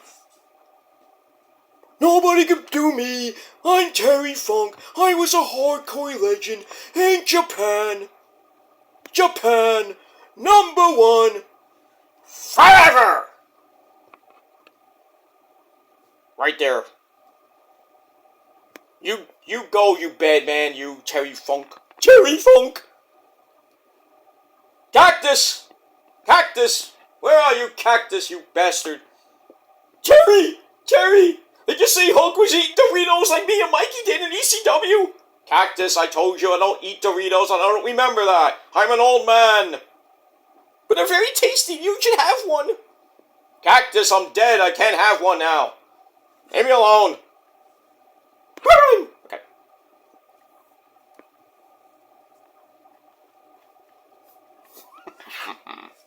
You gotta love me. Takes my voice out. I don't know why, but I'm not gonna be a jerk. Un momento, por favor. I needed that because my voice just went out on that. Holy shit! But like I said, if you want to try to do impressions of all the wrestlers I do, think that and you think that I disrespect the dead? No. That's why I call it satire. Look it up, asshole. Yeah, dumb fuck boy. But I digress. Then we move on. Alright, so Jericho wins the match with the out of nowhere code breaker, looked freaking epic. He gets the win, 1, 2, 3. Jericho gets the win. I thought Sammy was gonna win, but sadly he did not. So we got that, and I gave the match 3.25 out of 5 stars. After the match, Jericho wants, wants a hug. Wants a code of honor from Sammy. Sammy comes back. They shake hands and they hug each other, and then they celebrate. And then Don Callis comes out. I'm like, uh-oh. Something bad is going to happen. And so Don Callis comes out. Sammy and Jericho look on. And then Sammy Guevara does he commits the heinous act of all heinous acts, kicks Jericho in the balls, kind of reliving what Jericho did to HBK at I think it was at WrestleMania. We kicked them. They had the great match, and then Jericho kicked HBK right in the balls, so they kind of recreated that. This time, Sammy kicked Jericho in the nuts. And then he joins up with Don Callis. So now Don Callis has a new member of the family along with him and Takeshita, basically. And we got that. So Sammy Guevara turns heel again. He has almost as more heel turns than the Big Show. Watch, in about a month from now, he'll turn face again. Make up your mind. So we had that. And we move on. Alright. After that, we see MJF and Adam Cole, baby, arrive to the arena in a very ugly car. I think it was like an electric Mustang, I think it was. Green. Puke green. I thought it was puce. You know, it was puke green, like a really dark forest green. But anyway, they get out of the car. And then MJF pretty much pissed off at Samoa Joe for 8 years now. Promises to choke him out and retain the title. Is that right, Adam? My best friend, you gonna be there with me? Oh, I got your back, dude. I always got your back. And they fist bump. And they're about to go into the arena. And then we hear Adam Cole's phone go off. And we all thought, hey, it's Britt Baker, right? No. Guess who it is? He picks up the phone, and it's Roddy's. You don't hear him, and Adam's like, oh, hold on, wait, what? And he's like, I gotta go. It's Roddy, and just like, oh, really, dude? You're not gonna help me? You know, come me to the ring? He's like, I'll be there. Don't worry, I got your back. So Cole goes off, tells Roddy, you're not gonna die. Click. That was hilarious. And then MJ says, I'm gonna kick your ass, Joe. I'm gonna win. I thought that was hilarious. The first segment with Roddy and the Kingdom and Adam Cole in the freaking hospital. That was funny with the popping of the bed and everything. That sounded like popcorn and shit. And then Roddy saying, just go, just fucking go. That was hilarious. And then this segment was just freaking epic, man. The whole MJF, Adam Cole brotherhood, and now Roddy and the Kingdom getting involved in this little storyline. It is so freaking good. MJF and Adam Cole have such great chemistry together. And then you add Roddy in an equation with the Kingdom. Every segment they do is just great. I mean, last week we saw Roddy when he won to go to the finals against Joe. When he lost against Joe, I should say. And then Adam Cole comes out to check on Roddy, and then Roddy fakes his neck injury. And Adam Cole's like, oh, Roddy, you okay? And then they put him on the stretcher. Adam! Adam, I don't see you! That is hilarious. And then Roddy's like, I'm gonna die! Get over here, I'm gonna die! You're not gonna die! Oh, I loved it. So I gave that 3.5 out of 5 stars. Great shit. Alright, then we go to the back where we see Don Callis and his newest member of the family, Sammy Guevara, Spanish God, Sammy Guevara. They're walking. Renee Paquette tries to get a word with them, but Don promises to answer the questions on Rampage. They're going to explain what happened, why is Sammy with Don. They're going to explain that on Rampage. So they walk away from Renee Paquette, but we see Renee still looking on as Daniel Garcia, the dancing fool, Daniel Garcia comes in, basically almost gets into an argument with Sammy. He's like, why did you join up with Don? And then they have an epic stare down, and Don gets Sammy the hell out of Dodge. I think we're going to see Sammy Guevara and Daniel Garcia in a match pretty soon. If not, doubtful on Rampage, but maybe on Collision, maybe next week. Maybe at Wrestle Dream, I don't know. But we'll see what happens with that. So I gave that 3 out of 5 stars. And we won. Alright, back into the arena we go. With probably the match that a lot of people were talking about. And that is for the International title, where we have John Moxley. They want the righty. The Vile thing. Give me Vaughn. Who? Rick Vaughn. Rick Vaughn? Yeah, I think he's due. Okay. Anyway. The Vile thing, Mr. John Moxley, the International Champion, taking on, well, the #1 contender, I guess, Rey Fenix, who comes out with Alex Abrahantes. Match was okay, nothing great. They fight on the ramp right before the bell. I was like, oh, Moxley's gonna bleed in the first 5 minutes. He didn't bleed the entire match, which is shocking. I know. Phoenix does the better thing, sends Mox back inside to officially start the match. Moxley stomps him back down, and then back on the floor again. Moxley knocks him over the barricade, hits a couple fans on the way, which I thought was nice. Well, if I was there, I'd be like, get away from me! Don't hit me, I'm retired. Don't hit Rosa either. Come on, we've been through enough at shows where me and Rosa have been VIP. We sit in the front row. Maybe we shouldn't have been doing that because Final Battle 2012. You know what I'm talking about. Where basically Michael Elgin almost basically if the guardrail wasn't there, Michael Elgin would have probably been in a lapse.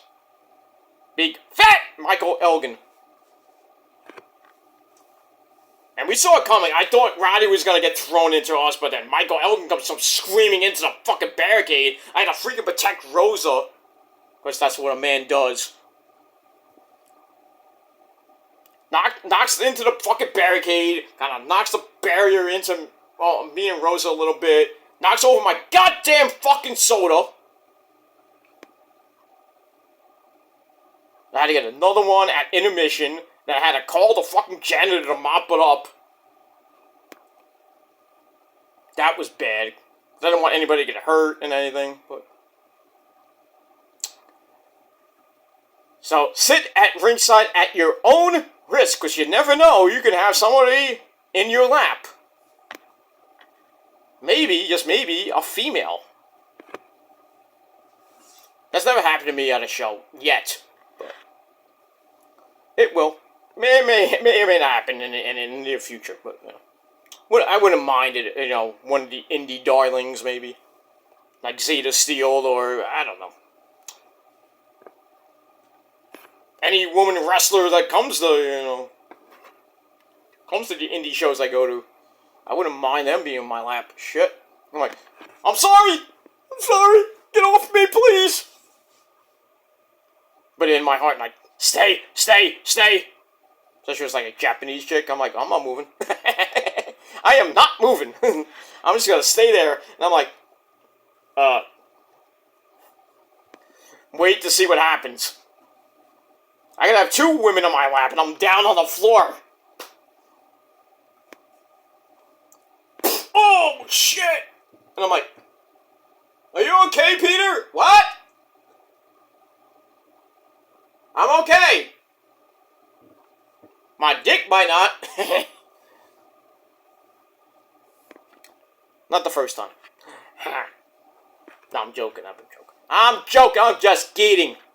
Or am I? I don't know. But anyway. Blah, blah, blah, blah, blah, blah. Alright. So they go into the crowd. Phoenix puts Moxley over the barricade. He does a barricade walk, is pulled into a double arm DDT on the floor instead by Moxley. Like, he had him and he goes, fuck you! Does that. That was sick. They go back in. Phoenix hits that rolling Gilmore cutter. And then goes up top. His team. Eddie got hit like frog splash for a near fall.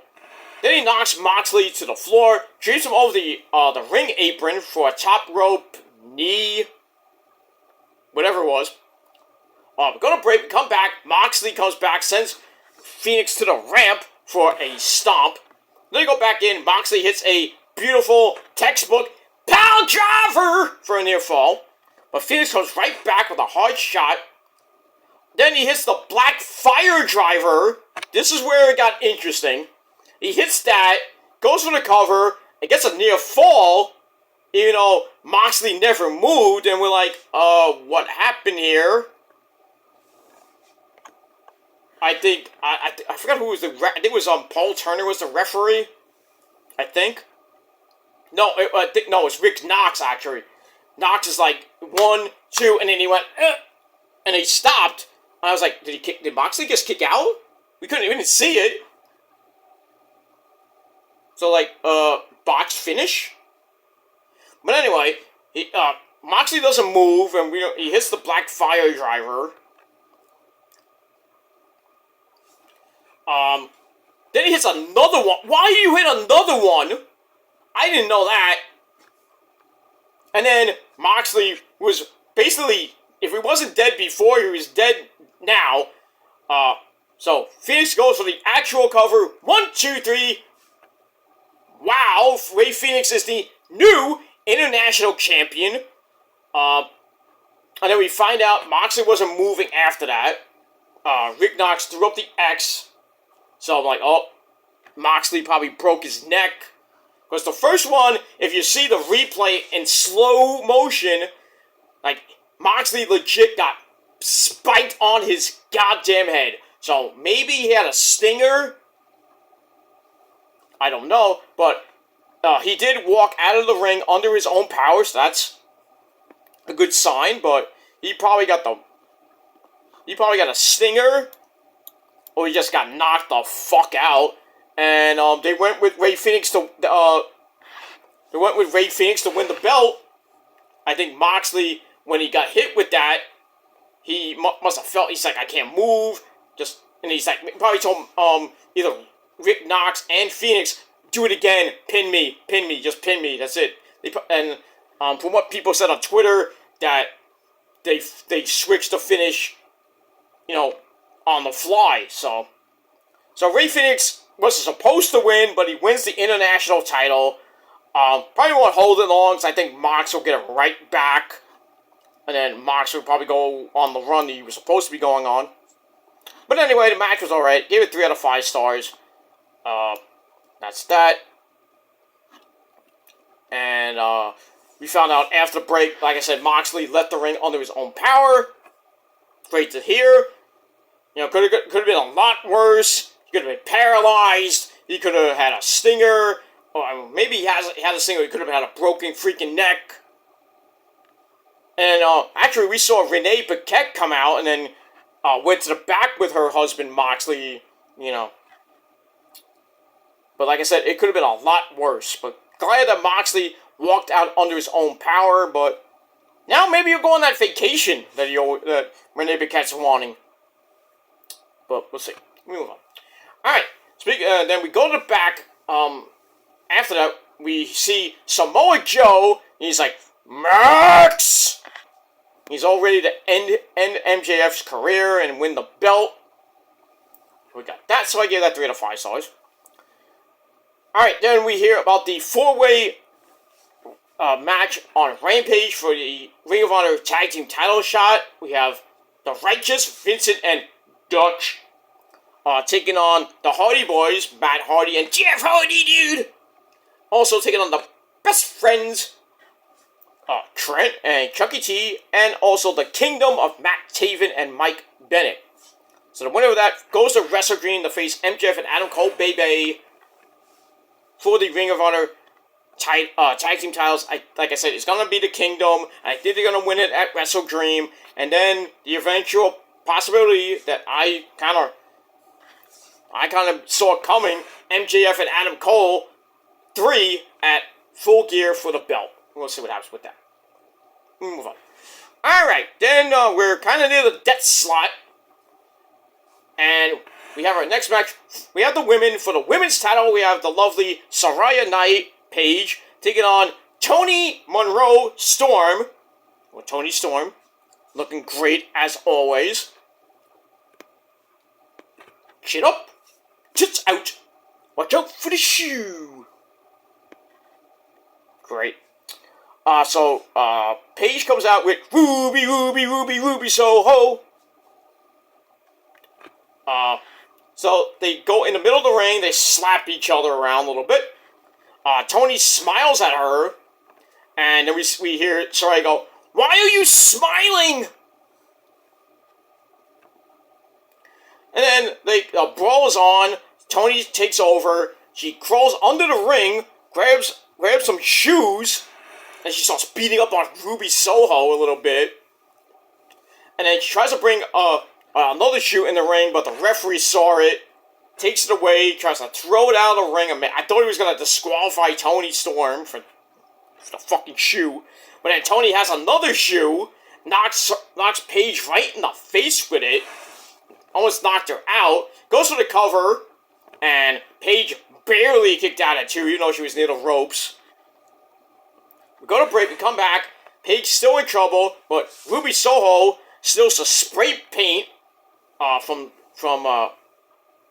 Tony, and then the referee's trying to get it out of the way, and then or stop her and Tony and Ruby from going at it. Then we see Ruby roll the spray can to Paige, who sprays it in her face. Then hits the nightcap, the Rampage. I was like, she retained. Obviously, she was going to retain. But then Toni Storm kicked out at 2. They get back up, and then Tony's knocked almost knocked the fuck out.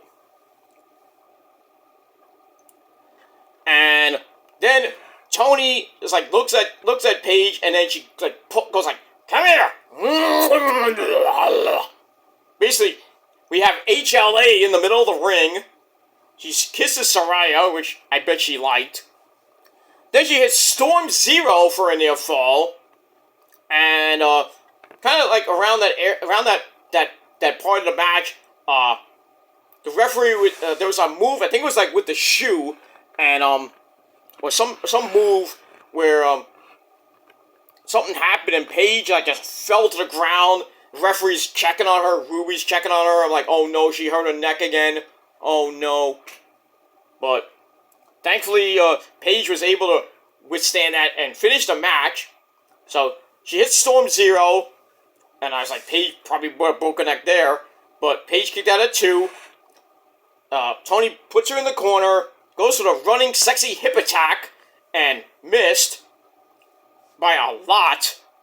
Just a bit outside. Hits the exposed turnbuckle, and then Paige hits a super rampage off the middle rope. 1, 2, 3. Paige retains the women's championship in under 9 minutes. We get that. And we move on. So Paige is your winner. Match, you get 2.5 out of 5 stars. Nothing after the match. Tony's she looked like she was drunk. She was out of it. What planet am I on? And we see Ruby and Saraya kind of going up the back. And then it took them a while to kind of get to the next segment. I was like, uh-oh, we're going to get a surprise. I was like, are we going to get Mercedes Moné? Are we going to get Mandy Rose? What's going on here? No surprises tonight, which kind of pissed me off. Because they were kind of teasing it. Nothing happened. So, no Mandy Rose, no Mercedes Moné, no Adam Copeland, Edge. Not even Goldberg. It was Goldberg was going to be yeah, right. Goldberg. Fucking Oldberg. Fuck him. Let me get that. Alright, so that's it. We move on. Alright, then we get a rundown of what's happening on Rampage. Got a lot of things going on Rampage. Got the Ring of Honor 6-man tag team belts being defended. The Hung Bucks against the Gates of Agony. We're at the Mogul Embassy. Got that. We got that tag team match with Darby and Sting taking on Luchasaurus and Christian. We got that. We also got the Trios Championship. The Trios Championship being defended. The Acclaimed with Max Caster and Anthony Bones and Daddy Ass taking on the Dark Order of Evil Uno and the Beaver Boys, Johnny Hungy and Alex Reynolds. Might be a title change. I doubt it, but you never know. We'll see. Then we got some other stuff going on at Rampage as well. And then Collision. We had the scrap match. The Texas Death Match with Bryan Danielson and Ricky Starks. We got RVD in his hometown in action. We got FTR defending the belts against the Workhorsemen of J.D. Drake. And say his name, and he appears. I believe in Anthony Henry. Got that. We got Andrade taking on the Switchblade. Wait, what is Switchblade? Jay White, and much more on Collision. And then on And then we find out on Dynamite next week, we got a contract signing between Swerve Strickland and the Hangman, Adam Page. They're going to do some cowboy shit in that contract signing for Wrestle Dream. And that's pretty much it. That's basically the only thing that's on Dynamite next week. We don't have anything else. We're going to get matches announced on Rampage and Collision for next week's Dynamite, which is the go-home show before Wrestle Dream. And then we got Rampage next Friday night, and I believe a live Collision the night before Wrestle Dream. Which I don't know if next week is going to be in Seattle. I don't know where Dynamite is next week. Might be on the West Coast because they have to fly to Seattle. Be in Seattle by next Sunday. So I don't know. I don't know where Dynamite is next week. Probably somewhere maybe in the I think it's in the Midwest, and then they're gonna fly over for Collision that Saturday night. Like I said, I don't know if it's live next week. I would probably think it might be taped, but then again, who knows? And then you got Wrestle Dream live from Seattle on October the 1st.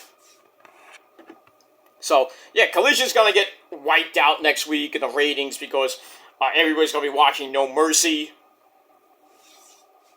Then they got that, and then really Wrestle Dream, even though it's probably going to be the pay-per-view that weekend, and maybe of October, because, Bound for Glory is October the 21st, Fastlane October the 7th, which is the weekend, 2 weeks from Saturday. We're just going to kill Collision for the next 2 weeks. And then that's basically it for October. Then Halloween Havoc for NXT on Halloween. So you got that, so Collision may or may not be maybe taped next week, next week definitely, maybe, I don't know. But we'll see what happens with that. And that's it. Alright, enough about that. Alright, so then we get a video on how we got to the match between Samoa Joe and MJF. Then we go to your main event of the evening for the AEW World Title. We have the Ring of Honor TV Champion for almost 2 years now, Samoa Joe, taking on the AEW World Heavyweight Champion, New York's own Maxwell Jacob Fartknocker. And so Joe comes out normally, and then MJF does a 1994 Bret Hart tribute entrance. Remember that during the new generation era, where he's going to the ring and he passes some kid who's with his dad, and then Bret Hart's about to go through the curtain, and we hear, Bret! And then Bret's like, hmm? And then he turns to him, gives him the glasses, and then the kid's like, go get him, champ! And then he, pats him on the head, and he leaves. So they kind of recreate that. MJ recreates that. It was funny. So he's walking down the hall. He's in the hallway. And then he's like, I think he said, Max! And Max does the same thing that Bret did. Comes back, gives him his scarf. And then the kid's like, go get him, champ! And then MJF says, good job, kid, you're adopted. And then he goes through the freaking curtain. And then the kid goes through his dad's like, wait, I'm adopted? That was hilarious. And then he comes out. This Titantron is on the Mets logo. I thought that was epic, because he's a Met fan.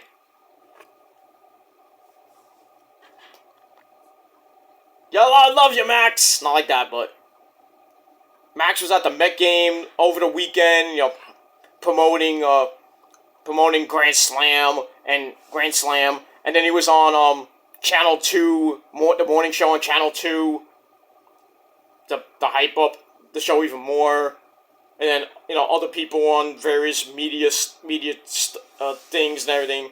That's why they sold 1,100 tickets on Tuesday and 900 today. So basically, he sold 2,000 extra tickets.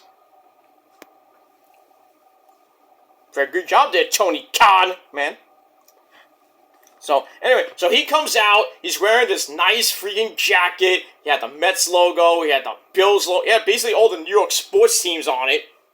The Bills, the crappy Giants, I think they had the Jets somewhere on there, the Rangers, on there. I don't know if he had probably had the Icelanders on it, because he's from that shithole in Plainville, Long Island, we all know where the Icelanders play, that fucking mausoleum in Nassau County. Ugh. If you thought the old Nassau Mausoleum was ugly, I've been to the new one, the USB Arena. I've been there for a Rangers-Icelanders game. I mean, it's a nice arena. It looks way better than the original Nassau Mausoleum, but still. The Islanders never win there. This is sad. Especially against the Rangers and the Devils, they cannot win there. It's sad. Because you know why? Because the Islanders suck and their fans suck too. Bunch of fucking fish sticks. They'll never get over that when they change their logo from the original New York Icelander logo to the fucking Jordan's Fisherman logo. The Fish Sticks logo, and we called them the New York Fish Sticks, basically, for that one season. Then they're like, oh, yeah, it was just an experiment. Bad experiment that it was, and they went back to the original logo. And they had that one season when they went to the Eastern Conference Finals, and I was legit thinking they were gonna maybe go to the finals and actually win it because they were so good that one year. Sad to say, they were. They beat the fuck out of the Rangers that one season. I mean, they still give the Rangers fits over the last couple of seasons, but the Rangers are, they really can't beat the Islanders that much now. They used to wipe the floor with them. Now, Islanders are, they got some great players now. Got a good coach, good goalie. They're pretty good. But they play in a shithole fucking arena. The Mausoleum. It's better than, being at the Barclays Center. But I didn't mind them being at the Barclays Center for a couple years, because it was basically a hop, skip, and jump away from my house. Just get on the train, I'm there, and come back. I'm home in like 45 minutes. On a good night. You get there early, the game starts about 7, maybe, depending on if there is it's a TV game, and usually around 8. And then it ends around 10, 11 o'clock. And then you get the freaking local train because you can't get the express. You get the train. I get the train, and then I take it like maybe a few stops, and I'm home. Get out early so I can get on the train real quick. Go down to my stop. Get on the bus, and I'm home. In 10 minutes, I'm home. I don't have to worry about taking an Uber or anything like that. So, it's good to go to the sometimes it's good to go to the Barclays Center if you live really close to it. Well, I don't live close to it. I live about 25 minutes, 20 to 30 minutes away. I live about, yeah. If I take the express train, I'm there in 15, 20 minutes. But if I have to take the local train, usually I'm there in 25, 30 minutes max. And I'm getting home, like I said, I get home in about 45 minutes. It's great. But, when I go to MSG, when I go to the Hammerstein, it's a pain in the ass, especially at night, when I go to Ring of Honor shows, or I go to the Ranger game, or I'm just out with friends, which I'm almost every weekend. I'm in New York City, and that's that, and blah blah blah blah blah blah blah. I get home. It takes maybe an hour and a half to get home, because it's late, and sometimes sometimes the trains are a little bit sporadic after like 11, 12, especially after midnight. They're sporadic, the local train. Even the express train, if you live in like the Bronx or Washington Heights or anything like that, you get like the 1 train, you get the A train, and it's going express. Sometimes it doesn't go express. You have to be lucky. Because they can say it goes express, and then next thing you know, by the time you hit like 125th Street, it's like, oh, we're going local. Fuck! I thought I was going to get home in 25, 30 minutes. I got to wait another 15 because I'm going 16,000 more stops. But anyway, blah blah. So MJF with an ode to his hometown of New York. Blah blah blah. Then we get the traditional intros. We were off and running in this match. Match was great. 18.5-minute officially on a dot too match. Back and forth they went. Max had a Met-inspired cut-off shirt, which was nice.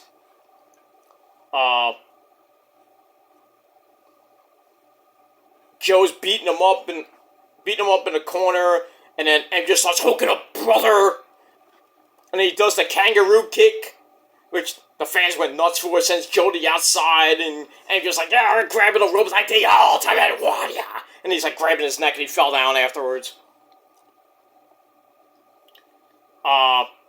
Then they go to the apron, and Joe like did a Death Valley driver on the apron. Ow!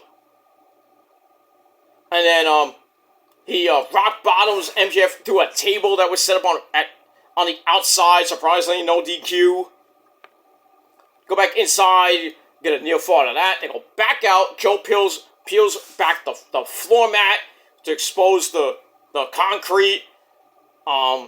They try to try for a pile driver or maybe a back body drop on the exposed floor, but Joe gets the advantage and hits a pile driver on the freaking exposed floor.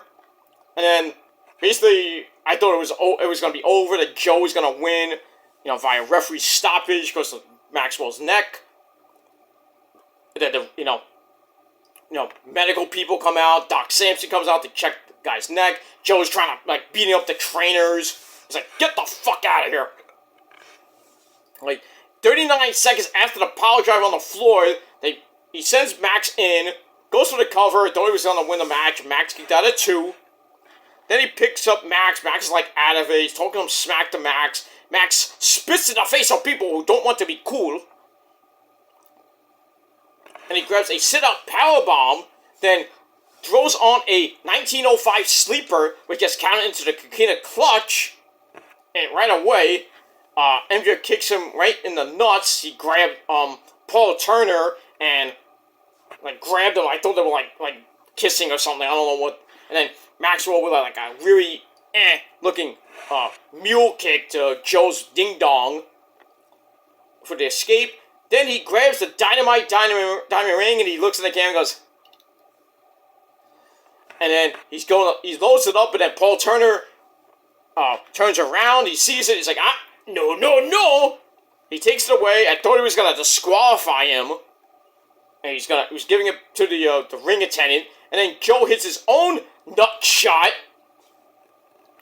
Then he picks up Max, puts him on the turnbuckle, hits the muscle buster. I was like, oh no, they're gonna make him win like that? Come on! But thankfully, Maxwell kicked out at 2. Rarely you kick out of the freaking muscle buster. So then Joe grabs a sleeper hold. And then Adam Cole, baby! He comes out and kind of runs down the ramp. And then he drops off the ramp. And then we see Adam kind of limping, uh-oh. He kind of, maybe people saying he botched, getting off the stage. Maybe he turned his ankle or he hurt his knee. And he's cheering on his best friend Maxwell. Blah blah blah blah blah blah blah blah. Maxwell's basically knocked out. He goes to the arm drop. 1, 2, Max, come on! And then Max he wakes up, and then he locks in his own sleeper. But then Paul Turner got got bumped out. They got pushed out of the ring, and then Doc Samson was looking at him. So we got a good old-fashioned rep bump. I'm like, oh no. And then Joseph's out of it and goes after Adam Cole, which was a bad move, Joe. So MJF then takes off some wrist tape and then chokes Joe out with it. And then Paul Turner eventually does get in the ring. Maxwell's still choking him out. Freaking Adam Cole's like, come on, Turner, you idiot! And then after like maybe 2 or 3 more minutes, Turner checks on Joe. I'm like, he's out, retard. And then finally, Paul Turner goes, that's it, he's out. MJF retains the title. And that's it. Pretty good match. I gave 3.5 out of 5 stars. We get that. So MJF retains. After the match, Adam Cole takes the tape, and I think there was something else in the ring. I don't know what it was. But Cole hides the tape, like in his pocket. And then Joe gets up, and he looks like he's pissed. And then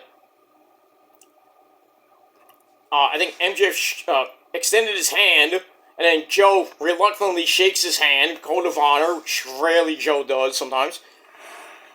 So he shakes MJF's hand, goes to the back to end the show. As you see, Adam Cole is limping, and maybe he turned his ankle, running in. Like I said, he ran in, then he jumped off the stage to go around the ring, and then we see fuck. He'll be fine. That's it. So that ends Grand Slam. And that ends this video, long 2-hour video. So hopefully you stayed with me on it, and that's pretty much it. So I'm gonna go. It's late, and I got things to do. Tomorrow, so I'm gonna get to bed real quick, and that's pretty much it. So my final rating for Dynamite, 7.5 out of 10 stars. It was a very good show. Let me know your thoughts down below in the comment section. Check out my video from earlier today about NXT's ratings, AEW's pay-per-view possibly in December, and Vincent Kenny McMahon in more legal trouble. So check out that video. Link will be down below in the gobbledygook, and that's pretty much it. So once again, 7.5 out of 10 stars for Dynamite Grand Slam. And now we'll see what happens this Friday night on a 2-hour Rampage Grand Slam coming your way right after SmackDown. And then we got Collision on Saturday, and then that's it. Take the day off on Sunday, and then we're back at it on Monday Night Raw this Monday night with the go-home show before,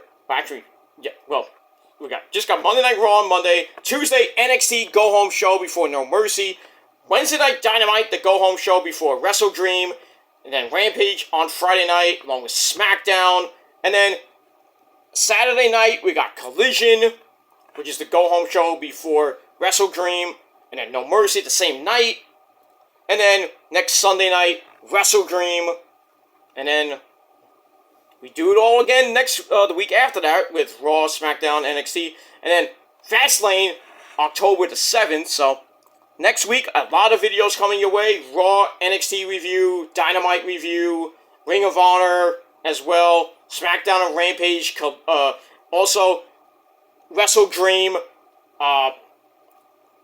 Wrestle Dream predictions will be coming on that October the 1st, that afternoon. I'm going to try to get No Mercy done next Friday afternoon, so I don't have to do it Saturday, because I got to do Rampage. So we'll see what happens with that. And then your No Mercy review. Then Sunday, I'm going to try to get Collision done early, and then I'm going to do my Wrestle Dream predictions for that show on the new Shadow Slayer channel.